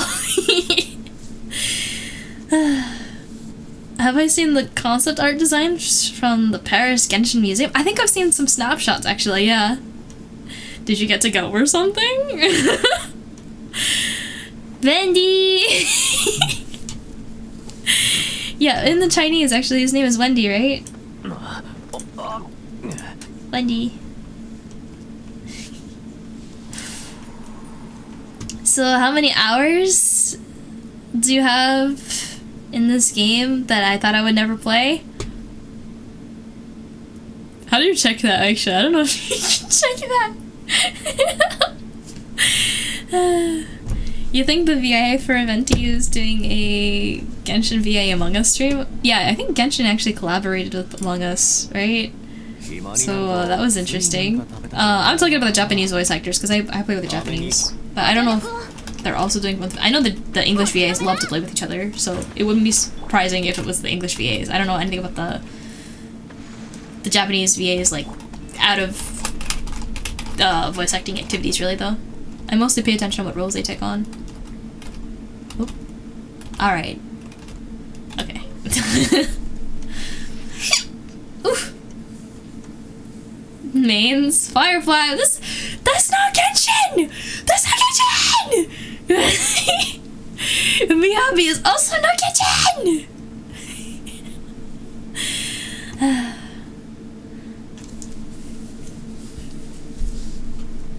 Agree with having modest characters appreciated a lot. Why you're not a huge fan of Nicole. Yeah, honestly, okay. So, in terms of how age range goes, Genshin is built for the youngest age range. Honkai Star Rail is a step up from that. It's meant to do, I think it was 15 to 18. And then Zenless is very much the most not safe for work. A lot of the references that they make and a lot of the trailers that they have made, I watch them because, like, that is top tier animation. Like, Zenless has the most mind-blowing animation I've seen for, like, video games in a while, right? but it's not for young people. It's 18 plus. Like, actually, for real. Like, but anyway, you're not gonna get a lot of characters with coverage in that game.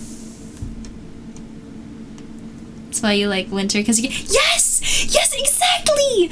I do not want to be sitting on the stoop outside praying for a breeze while I sit there with my arms exposed to the air and feeling weird because like I like the cloth. The cloth is soft and warm and cool. That doesn't make any sense, does it? You know what I mean though, right? I just feel it feels more comfortable. Comfy cozy. And yes, whenever it's blanket weather, we win. We win.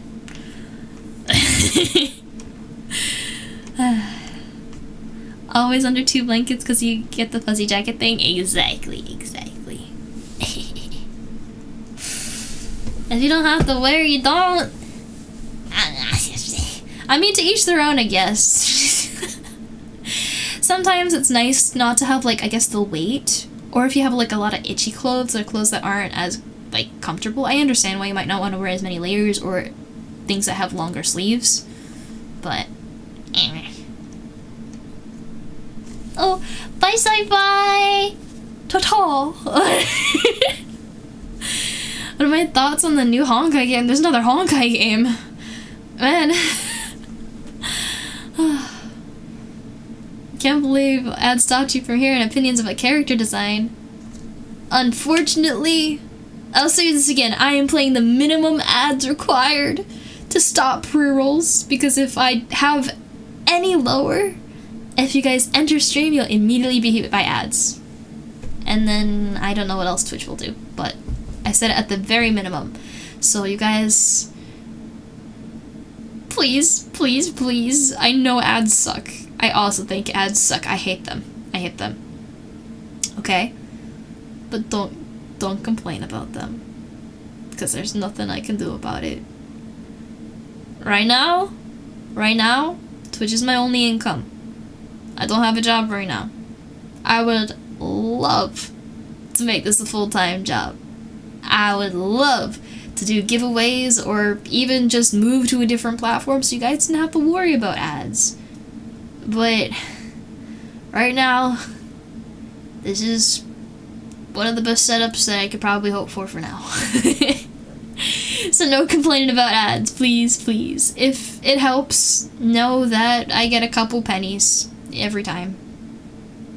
Usually halves or portions of pennies, because on top of ad revenue not generating very much, Twitch also takes, the 50% on top, so, like, Anyway. You can't check the hours. When are they gonna incorporate that, man? And yeah, Zenless is not a kid's game. And Lauma is not also built for 12 to 13-year-olds either, but honestly, from where the folklore comes from, I think, according to folklore, I haven't done my research, so, like, don't quote me on anything, but I think the only coverage that Lauma, like, it's the kind of creature they are that they actually have is, like, plants. They're like nymphs. You know what I mean? So it makes sense. So the fact that she has any coverage is kind of impressive, if they're being truly accurate to the character. But anyway. You hate being cold? Agreed, but I hate being too warm more. I'd rather be cold than warm. Exactly. You can control your temperature if it's cold. You just put on a bunch of blankets and you're good to go. But with the hot, there's like nothing you can do but just kind of like sit a little bit more still, or turn on an extra fan if you have one to spare.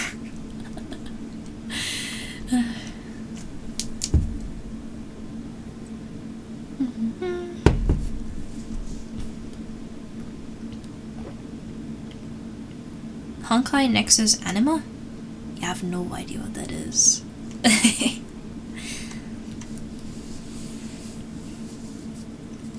It's like a capture game, like Pokemon. Ooh, I wonder what Nintendo's gonna have to say about that.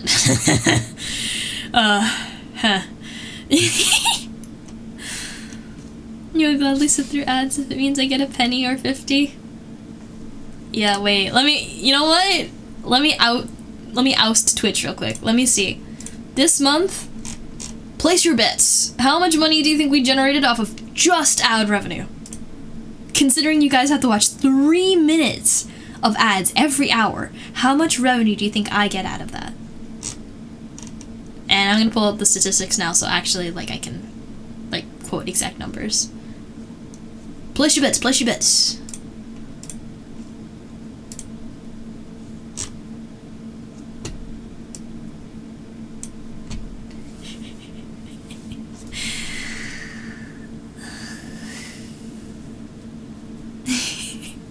You can check how many days you've logged in for. Yes, but you can't check the hours, and I think that's really weird. I don't like that.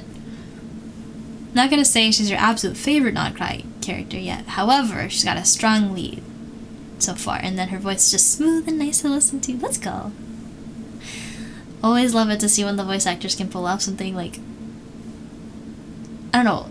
I like the diversity of having different characters to listen to. You got the energetic and excitable ones, and then you got the calm ones, and then you just have this huge diversity of different dialogue. And I know it's like similar like movies in general. You have different kinds of people, different personalities, and the way that they project themselves, and their voice. But whenever you have just as much of a layout, diversity as Genshin does, it's really cool.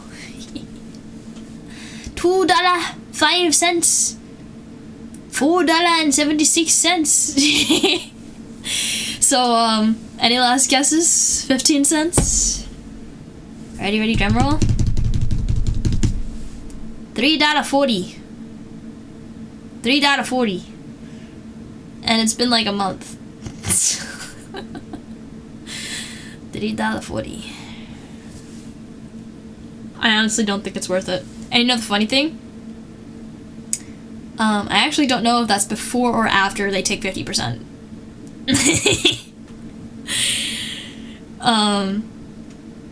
Yeah.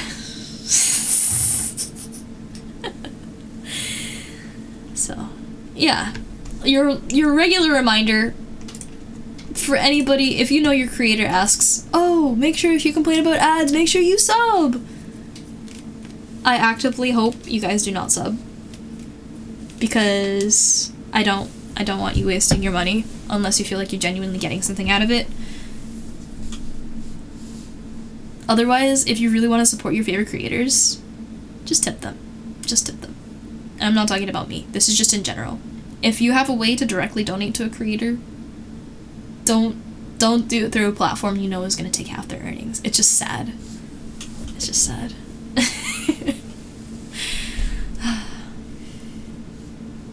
You hope it's after. Me too. He was right in the order of magnitude. Yeah, I hope it's no, I hope it's after. Because if they take 50% of my $3.40, like, I'm gonna cry. I don't make enough to live on with this, so, like, the amount of hours and work I put into everything, I don't know, man. I feel like they gotta bump my stuff a little bit more. I know there's some people, not to diss anybody for streaming the way that they want to stream, but I work really hard.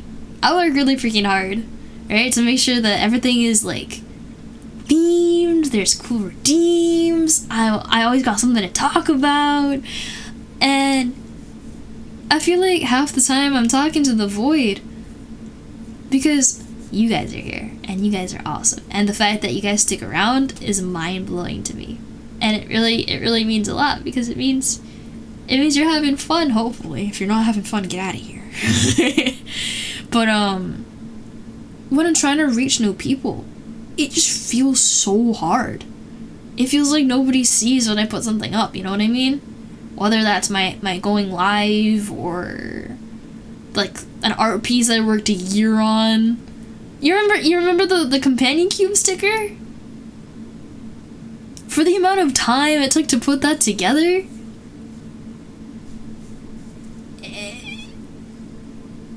the community liked it, and we win there. But in terms of any external, like, benefits, like, nobody seemed to look twice, and it's a little disheartening sometimes. it just feels like a lot of the time that hard work doesn't equivalent to any output at all. It's just about getting lucky, you know? Anyway, it's way off topic, but yeah. And let me see.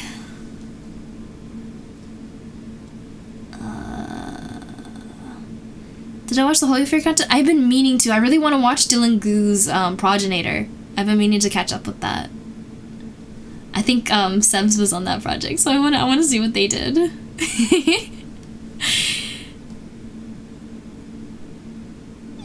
Pyro, no. The people who would absolutely drop, most of them are on cooldown, and if you do that, I'm gonna be upset. I'm already set for now. Thank you.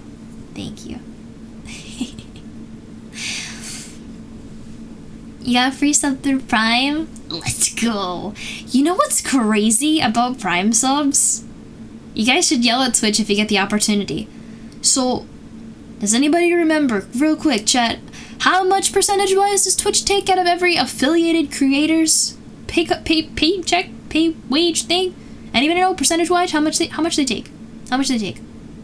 Who remembers? Steal Jeff Bezos' money? Yes. No idea? 50%. 50% of my earnings go to Twitch. So every time anybody subs, you know how subs cost about $5 if I recall correctly? Right? $5? I don't see $5. I see $2.50. So Twitch is taking 50% of earnings. And this goes for any affiliate who's not part of the Plus program. The Plus program is really cool because what it means is a 70-30 split where I get to keep 70 and Twitch gets 30. It's still not the greatest thing in the world because in the end it's my content and this platform would be nothing without the people who broadcast on it, right? So the fact that they take 50% of my earnings is kind of crazy. If you want that 70-30 split, there are a couple things you gotta do. So let me find the exact requirements. I think you guys can see actually if you go to Twitch, right, and you scroll down to the About section, there's a Plus goal. And essentially what Plus does is it lets you get a greater revenue split. So level 1 is a 60-40 split, and level 2 is a 70-30 split.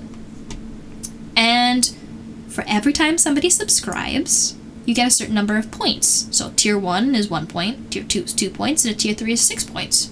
And for level 1, for that 60-40 split, you need 100 points. So 100 people subbed, right?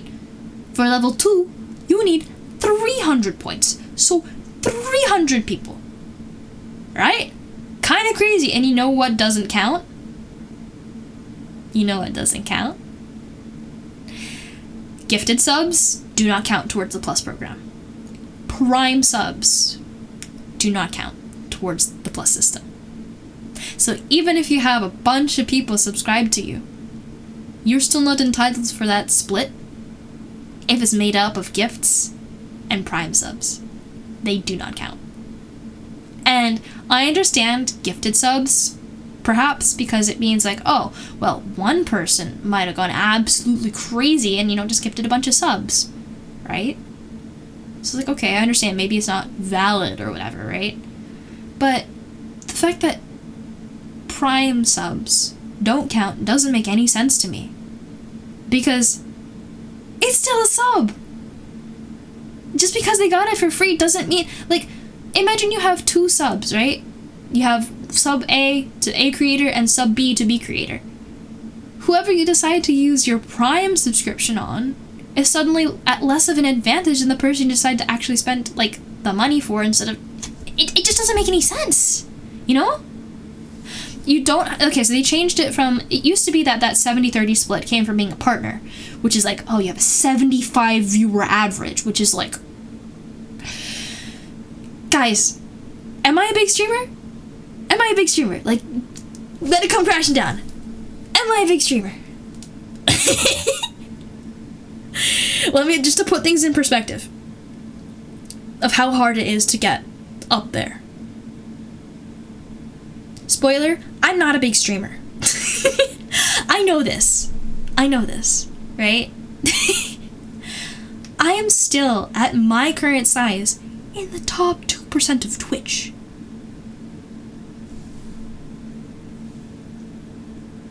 If somebody in the top 2% of Twitch is not earning more than a 50-50 split, sorry, that is just messed up.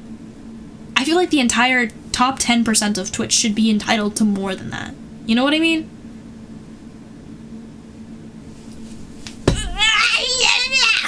It just feels really unfair. Because they don't do anything for you. They really don't. You're just, this is just a platform. You're nothing without us!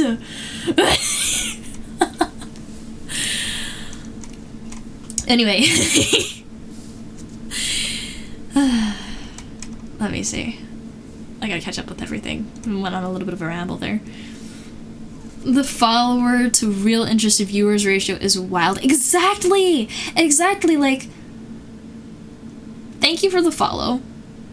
But not gonna lie, follows don't mean anything. What really means anything is if people are engaged. People actually pay attention to what's going on. People are enjoying themselves accurately. Genuinely, that's the word I was looking for. If your platform is meant to entertain people, again, back to what I was saying, like, way earlier, stop trying to think of your viewer base as cash cows. No. They're here to watch things and have fun. And making so many things, like, so difficult and locked behind, like, paywalls is bleh. You know? Like, I feel like the amount of emotes you should be able to have as just a follower should be much more than just the 5. And the sheer lack of slots overall, like, so much of it is locked behind the trains and stuff. The hype trains, like, just buying lots of gifts. It's ridiculous. You know? Got a vibe in a community that's incredible and welcome. Coming from someone who feels alienated in spaces like that, because you ain't the purest soul in the ether. Yay! And honestly, I felt a little bit weird trying to like touch on like topics of like sexualization, and it just comes up constantly because I am an adult. I don't want to engage purely with kids' content, right? But I feel like there's a difference between something being built for kids and something just being wholesome. And I want something that's older, that's in depth, that's really meaningful, and like something you really have to think about, and you might not necessarily be able to fully grasp a lot of those concepts if you're too young. Of course, I think it's a good idea to like teach young people these things, but at the same time, I want to see more media that makes content for not kids that is just as wholesome. I don't want to feel uncomfortable and worrying about, like, I don't know, like being violated. My eyes are violated. I need the bleach. Hand me the bleach. I don't want to have to worry about that. I want to be able to enjoy nice, wholesome media. And I just hope that everybody who comes to this space, who finds comfort or joy, appreciates that as well, if they're not specifically looking for it. Just, yeah. So I really appreciate that. And Anthony, there are other 3D animation works, which are like really good stuff. I don't really know any other content creators for like Hoyo Fair stuff, so I definitely want to have to take a look. But it's definitely been on my mind. I've just been a little busy with all the Anna birthday prep that I've been working to put together. I have like 4 different correspondences I actually need to get back to. But I'll do that tomorrow because I'm really tired today. The 75 average view, yes, that is one of the biggest hurdles for partners. But even becoming a partner doesn't guarantee you that split anymore, so it's not even really something I'm interested in. Ideally, I want a platform where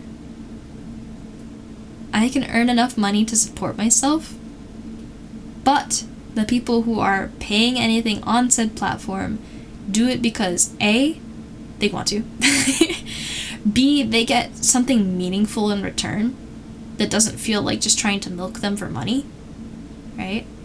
And understanding that either a grand majority or all of that money is going to somebody who genuinely cares about making the thing that they're investing in better, then that's the ideal situation. I'm not gonna lie, if I didn't have to be on Twitch, I would not be on Twitch. But this is the biggest streaming platform, and any competitors are really not doing as much as they should be doing to try and catch up. Yeah. Anyway, competitor win. Don't tell them I said that. It's not even free, it's just a bonus from another subscription. Exactly! Like, you're technically still paying for it. It's a bundle thing. It should count. Someone gives 50 subs, which is a $250 price tag. Yeah, it doesn't count. Nope, doesn't count. It's really messed up.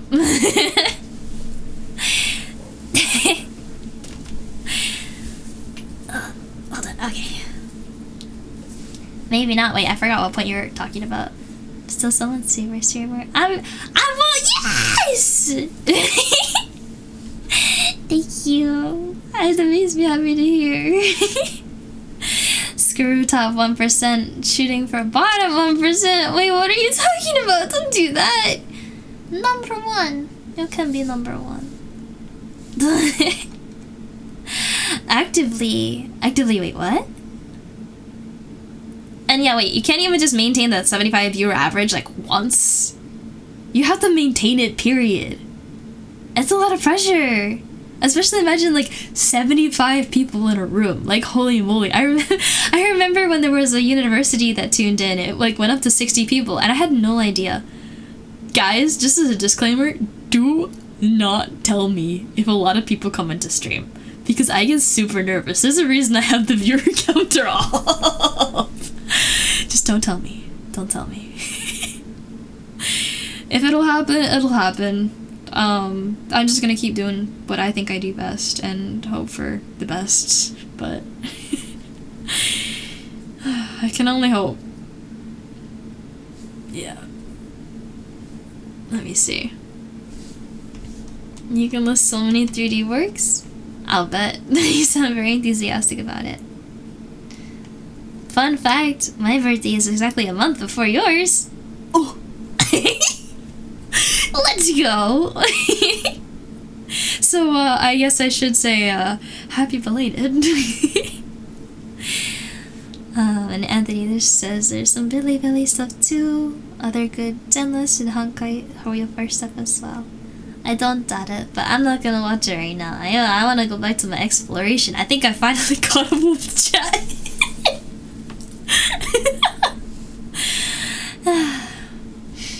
Don't worry about it. They are the audience. But I'm losing my marbles if I know that there's that many people sitting in the seats in the audience. Oh wait, you meant after. Oh, okay. Happy early. That's not bad. Oh, bye, Maddie. Take care.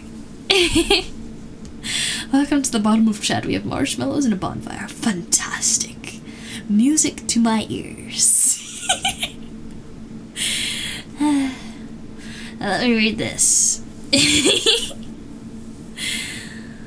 To test the stability of the new barrier generators when generating protective barriers in various settings is the experiment objective. Experimental location, refer to illustration. There are 3 locations. Kubaki energy harnessing mechanism successfully established. The feasibility of high-density energy barrier generation has been experimentally verified. With the current technology, barrier generators can stably produce energy barriers in various shapes, including spherical configurations.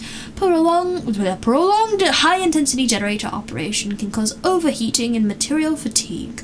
This not only reduces the device's lifespan, but may also result in minor energy leakage. Although currently minimal, the long-term effects are uncertain and could provide potential risks. Continued monitoring and attention are advisable. Data must be collected from multiple sources for aggregated analysis to gain further insight. That's a whole heap and load of nothing in my book. Used to have locations now. Somebody's the camera kinda, I feel like somebody's watching me.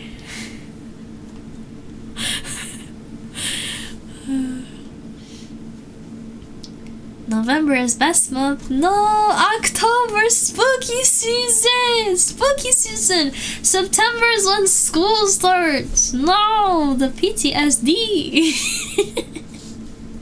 Hi, press. It's a lot of big words, yeah. Science.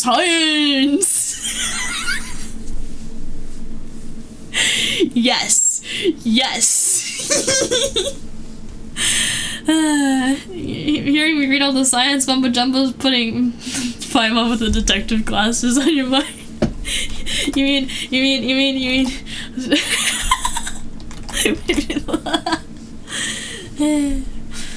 And November is amazing because Dia de Muertos, am I saying that right? Muertos?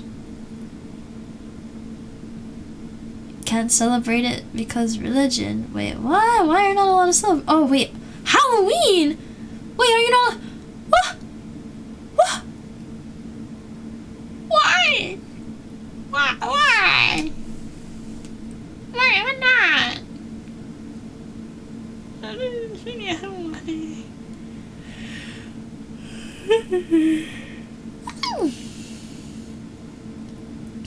November is the best because you have to make excuse for foodies and wait, what? Make good food. I mean, you don't need an excuse for that.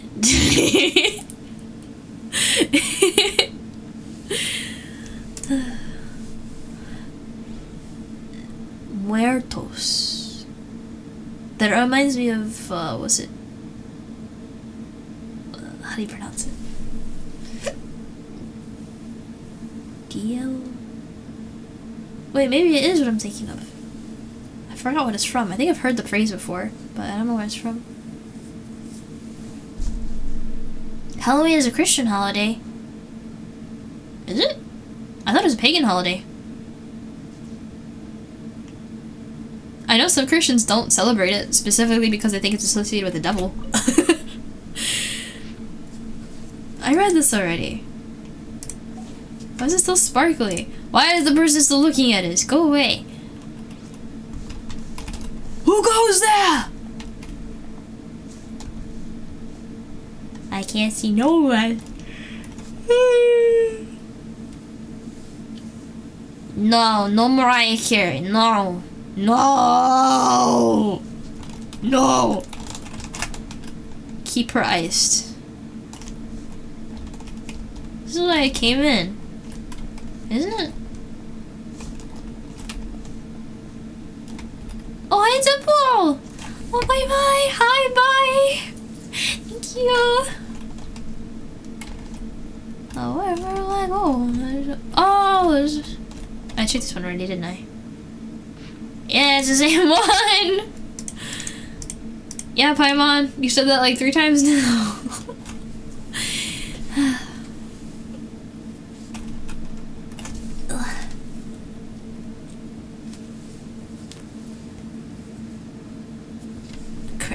Early Christmas haters, you are talking to the early Christmas hater, man.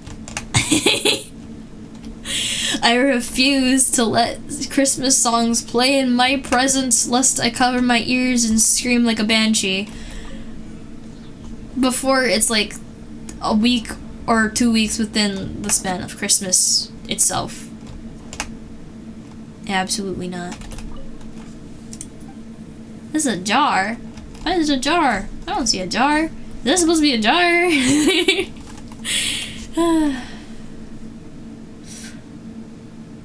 I need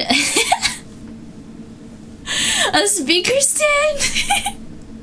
I mean, I got a microphone. It's key bound to M, so that's why the map on Genshin opened up. It's for karaoke.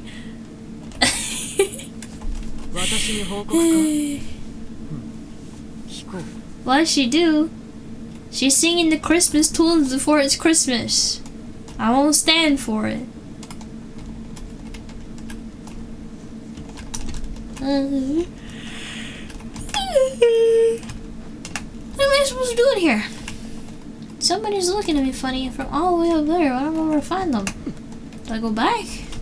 How many layers are this place? Explored that one. Yeah, I'm just gonna go back outside. I want to get all the teleports here. No Christmas songs for her before her birthday. I'm assuming her birthday is close-ish to Christmas.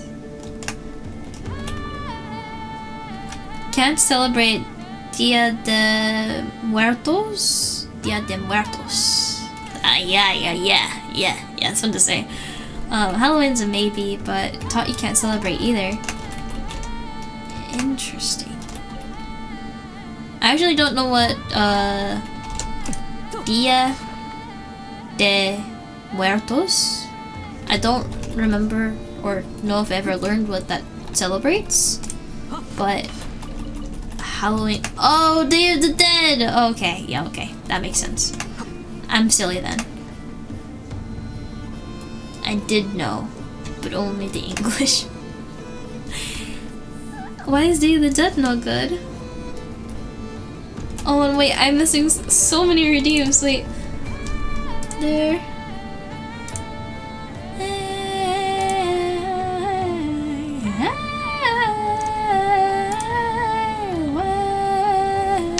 We got two hydrates that I missed. Ready?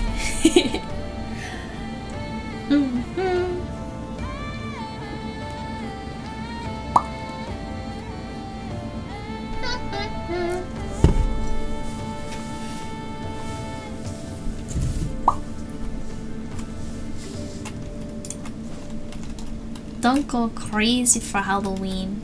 Don't entertain any of the dark occult stuff that people like to add onto it. What is today, Bean? Star bitches can't celebrate it because her religion won't let her. Oh, I wonder what rule was violated. Is it something about like, because Day of the Dead is a definite no. So does it have to do something with like afterlife stuff, or just the way that it's celebrated, that the features of death, or I'm not sure.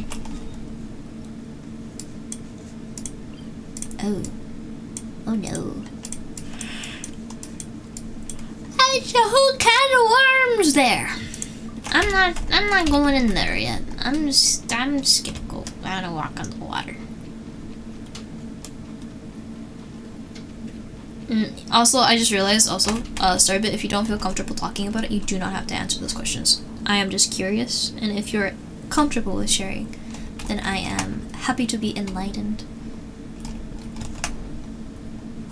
Christmas is your favorite holiday?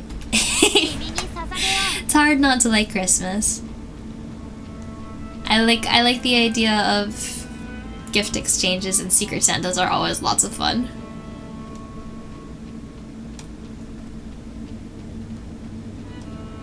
The 21st night of September. Oh, do you remember?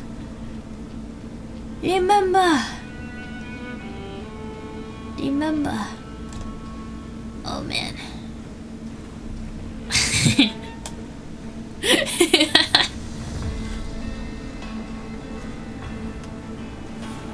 There we go. Dun, dun, dun, dun, dun, dun, dun, dun, dun, dun.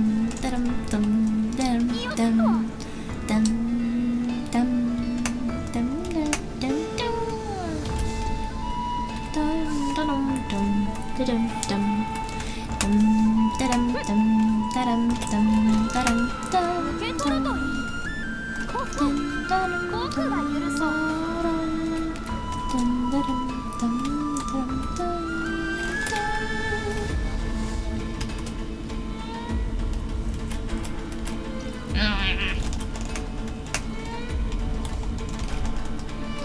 I gotta follow the stupid Roomba. Happy to share what you were taught. Cool. I'm down to learn a new thing. Roomba! Get your butt back here!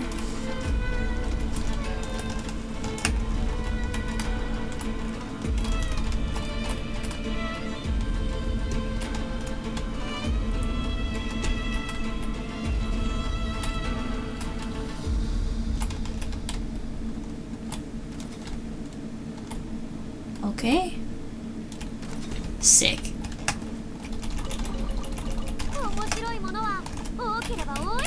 There was this recipe. Might want to visit a step to the 7 soon too. Ooh, can I roll? Yes! Please, please, please, please, please, please, please, no!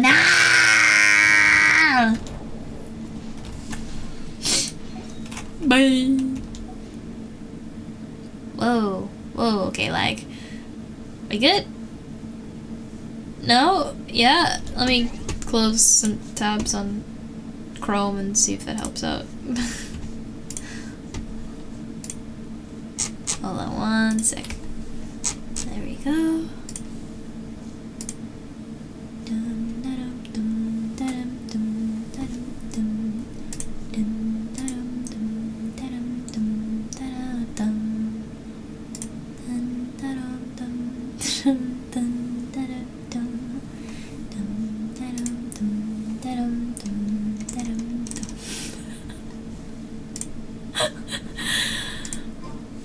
Okay. Ignore me. Cubed, are you still in here? Oh wait, somebody's shooting at me. Hi! You missed! Silly goose.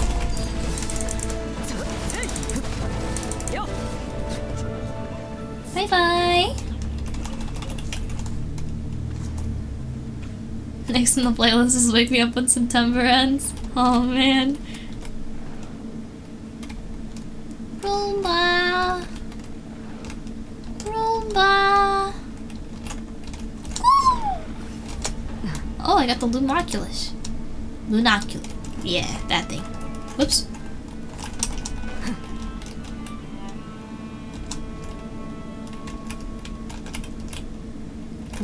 Hey!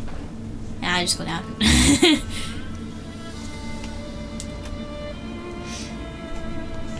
Because Day of the Dead has pre-Hispanic origins, it touches on subjects like making altars for the death, which goes against the Bible, and honoring the death, and that's why you can't celebrate it. So you're supposed to celebrate life, but something like Catholics do, they just put more focus on praying for the souls of the purgatory. Oh, okay. That makes sense. Just the... I guess not... Is ritual the right way to say it? Or is there a better word for it? That the ritual kind of just goes against some of the practices. Like the altar thing, I can see why some religions might have a problem with that. It kind of feels weird in some contexts.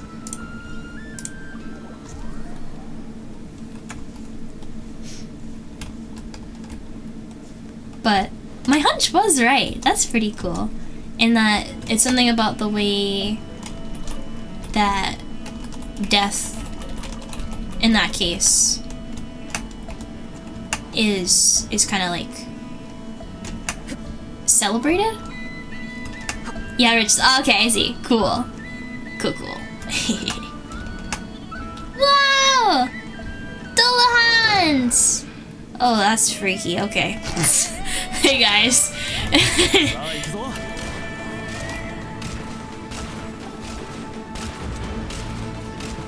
Alright. Stop regenerating, man. Stop it. Stop it. Nobody asked. Nobody asked. Thanks, man. Oh. A dim lantern. Light keeper equipment. Okay. No!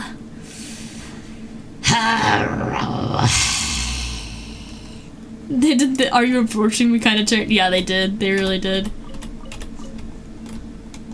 Oh, there's another Oculus. What are you?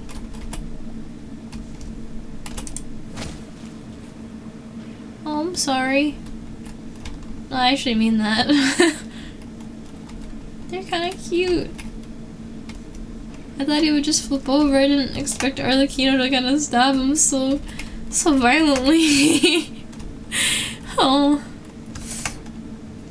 Anyway, hey guys, what's up? What's that?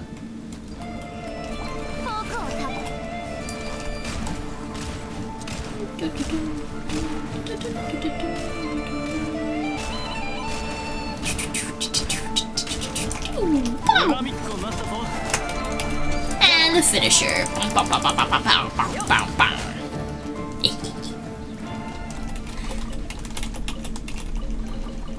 Where is this Oculus? Aha! Oh, those are interesting. Huh. Look like metal detectors. Grab this.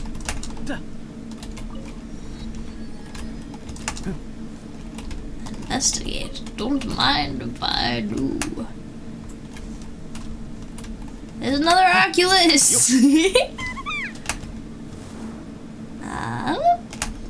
Ooh. Money. Yeah, I'm just gonna... Can I jump over here? No? Let's do this. Yeah.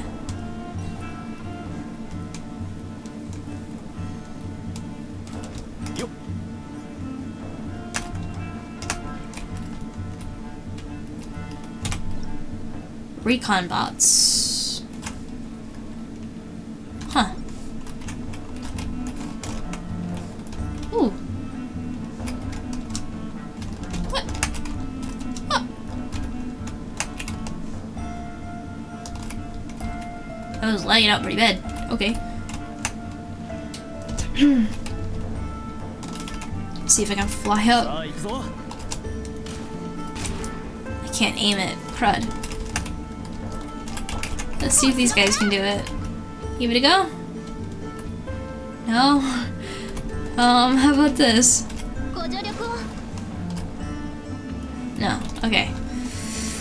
Ha! Ha ha! Icy pebble. Guess I'll grab it.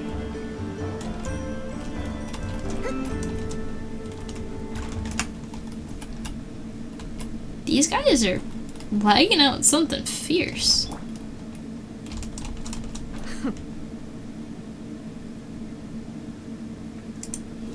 No, I'm not gonna bother with them right now. I gotta grab this one. Gonna go back here.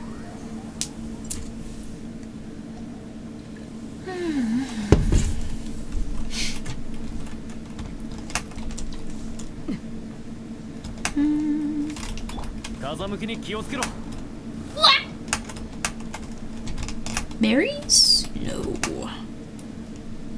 Another treasure chest? Unguarded? For me? You shouldn't have.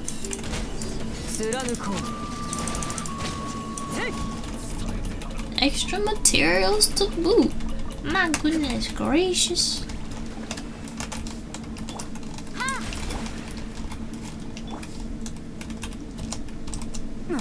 How am I supposed to get in there?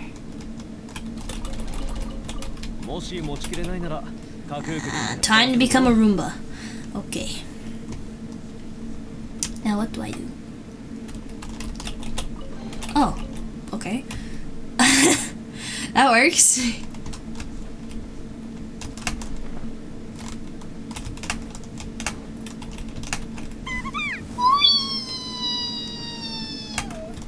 this? Oh, hello. Boink. Boy. I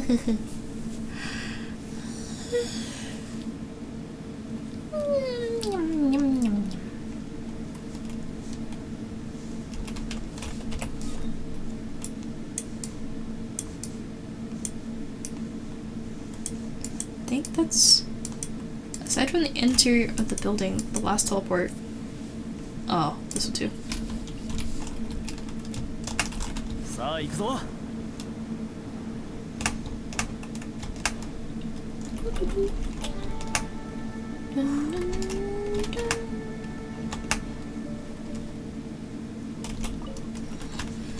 Just do that.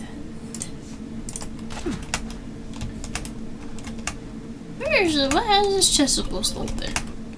Am I supposed to fight you guys? Ah, probably.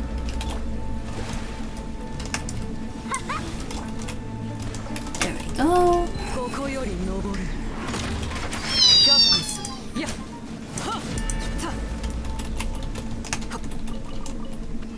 Okay. Yeah. Oh, it's underground. Fantastic.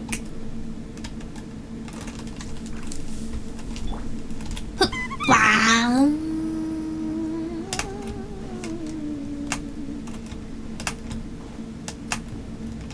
What the heck is that? Whoa.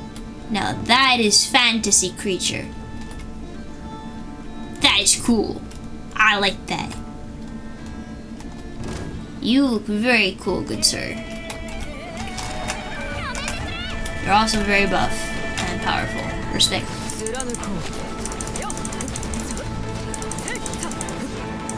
And it's dead. Alright.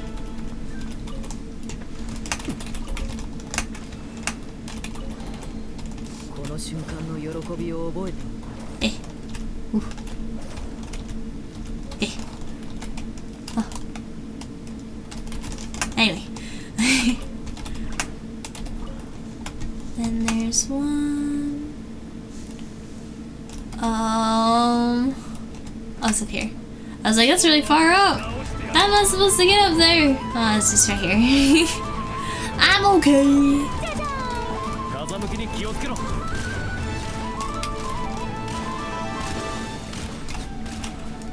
Honestly, Ethan's pretty good, even though he's not really leveled.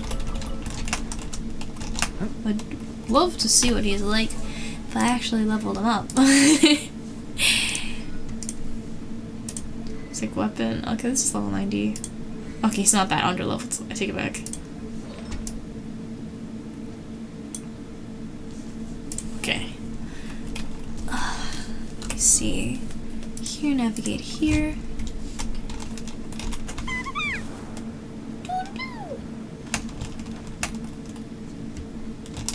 Ooh, a shrine of the depths. What did I have that key for? I think I have a key for something somewhere.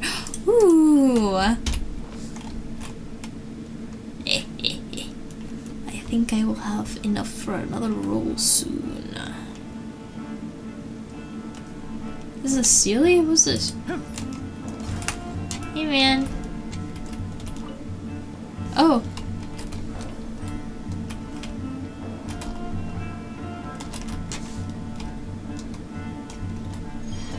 Okay. Oh, there goes the teleport. Okay. Oh, hey! Never mind, take it back. No, wait! Oh. I gotta grab this, and then I go back on the light highway thing.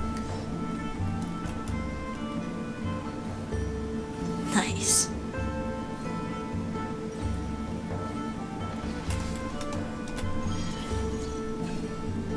Wow. Huh.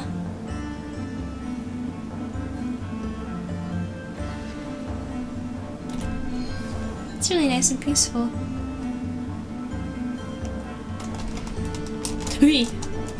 I must fill up. Is that enough to roll? No. Oh wait, the Shrine of the Depths. Where'd it go?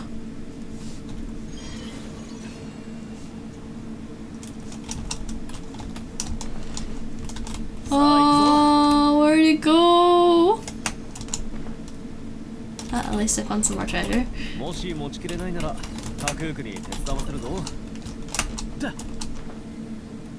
Okay, I think it was over this way. For a gore where I saw it.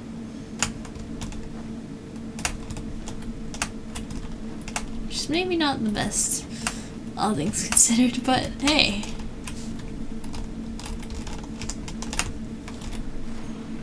What? Okay, well.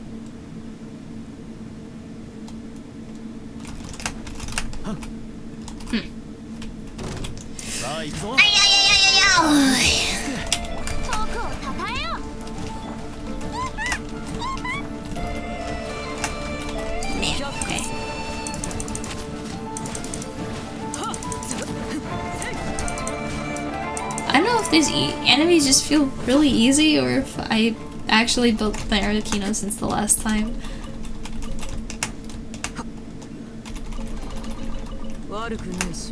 What is that?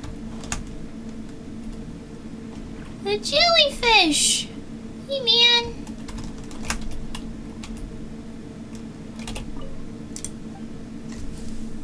Needs to be rescued. Okay, we rescued the jellyfish.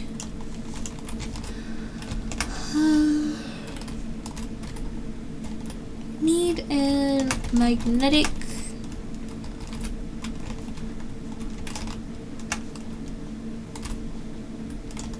Yeah, I will have to do this later. Where's that Shrine of the Depths? I know I saw it! Ah! We go over here.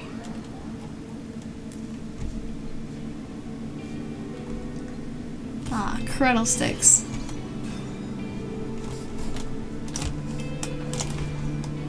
Ah! No, I found it.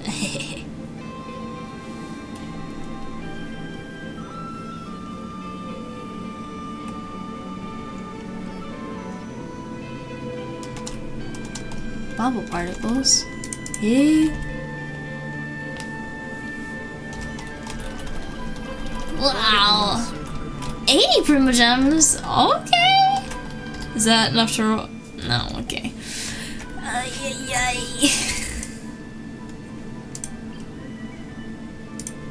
Where's the entrance to this place?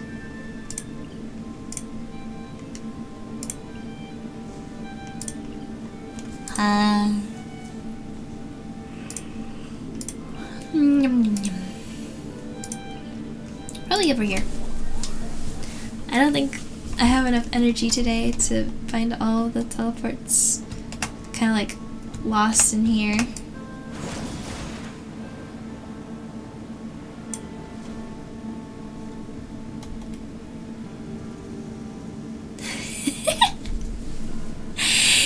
You got ideas for the nail painting?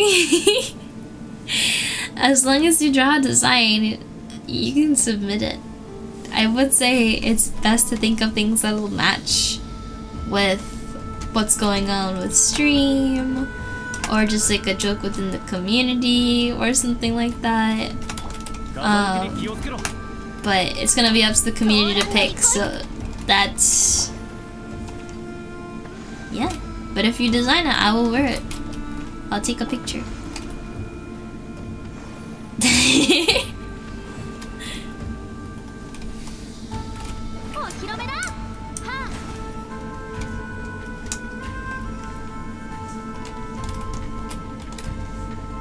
Where am I supposed to go?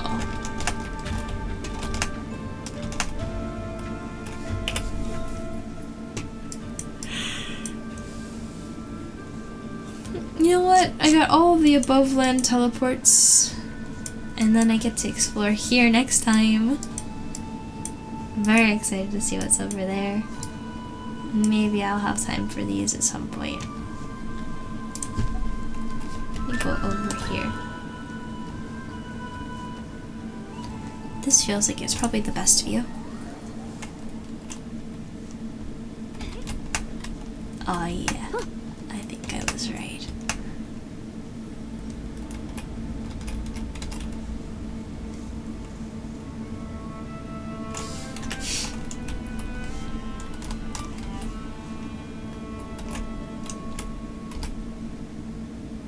So, Nod Krai exploration. This area is almost complete, so that's really nice. Yeah. I want to explore the other area next time. Maybe next stream, maybe not. But let me go over here to chat a little bit. So, couple of reminders. We have I thank you Bing Bong actually for the reminder. We have a nail painting contest that is live now. It will run all the way until October 20th. I just realized we're stuck in ads, so I'm going to pause with saying important announcements or saying of course it had to hit right now when I'm not paying attention. Like, man, I'm so tired. I'm so tired. Anyway, I've been working on so many different things for the birthday celebration stuff. 3D modeling and storyboarding and planning and commission overseeing. Oh my goodness. There's so much to do. And then that's on top of like all the administrative work. But anyway. On another note, I did some math. I'm not really a math guy, but I'm trying my best. If we reach 1,000 subscribers on YouTube, because we did it here on Twitch, which is crazy. If we reach 1,000 subscribers on YouTube, right? I don't like that the terminology is different, but anyway, if we get 1,000 subscribers on YouTube, I will try to get sticker merch up and running. I will give it a very dedicated effort. If it doesn't happen because whatever company I go with is a butt, then I might have to, you know, figure out what I'm doing with a different company or whatever. But if we get 1,000 on YouTube, I will give it a go. So if you want stickers, or if there's any other merch I can come up with ideas for, and if I have enough art to put on things, then yeah, we'll have merch. Besides the very limited edition keychains that I made a contest prize like years ago. So, and I have a little bet going with Potato, our editor, for anyone who doesn't know Potato, who made another lovely short just yesterday for yesterday's release. So if you guys haven't seen that already, I highly recommend you go watch it. But we have a little bet going, and honestly, YouTube's been a little bit slow with growth. It's just a touch, you know. So I was like, there's no way we're reaching 1,000 followers by the end of the year, or subscribers by the end of the year. It's not possible. No. I did the math, and honestly, if it keeps going the way it's going, like if every clip does as well as the one that we had released yesterday, then I'm going to lose the bet. Which is kind of crazy to think about. So I hope you guys are enjoying the clips, for those of you who already subscribed or already tuned in. But if you're not and you want to go check it out, then please go check it out. We worked really hard on all the videos that are going there. We're hopefully having a showcase video soon. Is that a command that exists? Yes. So if you want to go there, check it out. If you like it, then maybe you can have that as another place you can go to for some entertainment. Honestly, my goal, if I make you laugh, if I make you smile at least, if I teach you something cool, and if I get you to maybe think about something in a way you're like, huh, that's a really cool way to think about it. If any of those things happens, then I'm doing something right. So I hope you'll give it a try and see if it's your thing, because we do really hard. Back to what I was saying about the announcements with the nail painting, though. We have this contest that's running all the way up until October 20th. After October 20th, we will take a vote in the Hightailers Circle Discord, and we'll see which one's going to be the winner. And the winner is going to be announced on the live stream where I showcase motion capture hardware. And what I'm going to do is, with texture swapping, I'm going to put the design on my nails, on my model. But I'm also going to have a hand cam so I can show you guys what the tracking hardware looks like. And I'm going to paint my nails the same way in real life. So I'll go out to the nail salon and get them done with your design. So just a word of advice, make sure the design isn't too complicated, like gradients or a really wide color palette, because it'll make it really hard to get done in real life. We don't want to A, torture the nail salon artist, or B, run the bill up so high because it's such an intricate... Yeah. Anyway, I hope that sounds fun. If you have an idea and you want to submit something, if you want to check in on the rules or things that you'll need, then we do have the form all set up. I should pull it up and put it in as a link so you guys can have it. Here you go. If you want to go check that out, here it is. There's that form for the nail painting.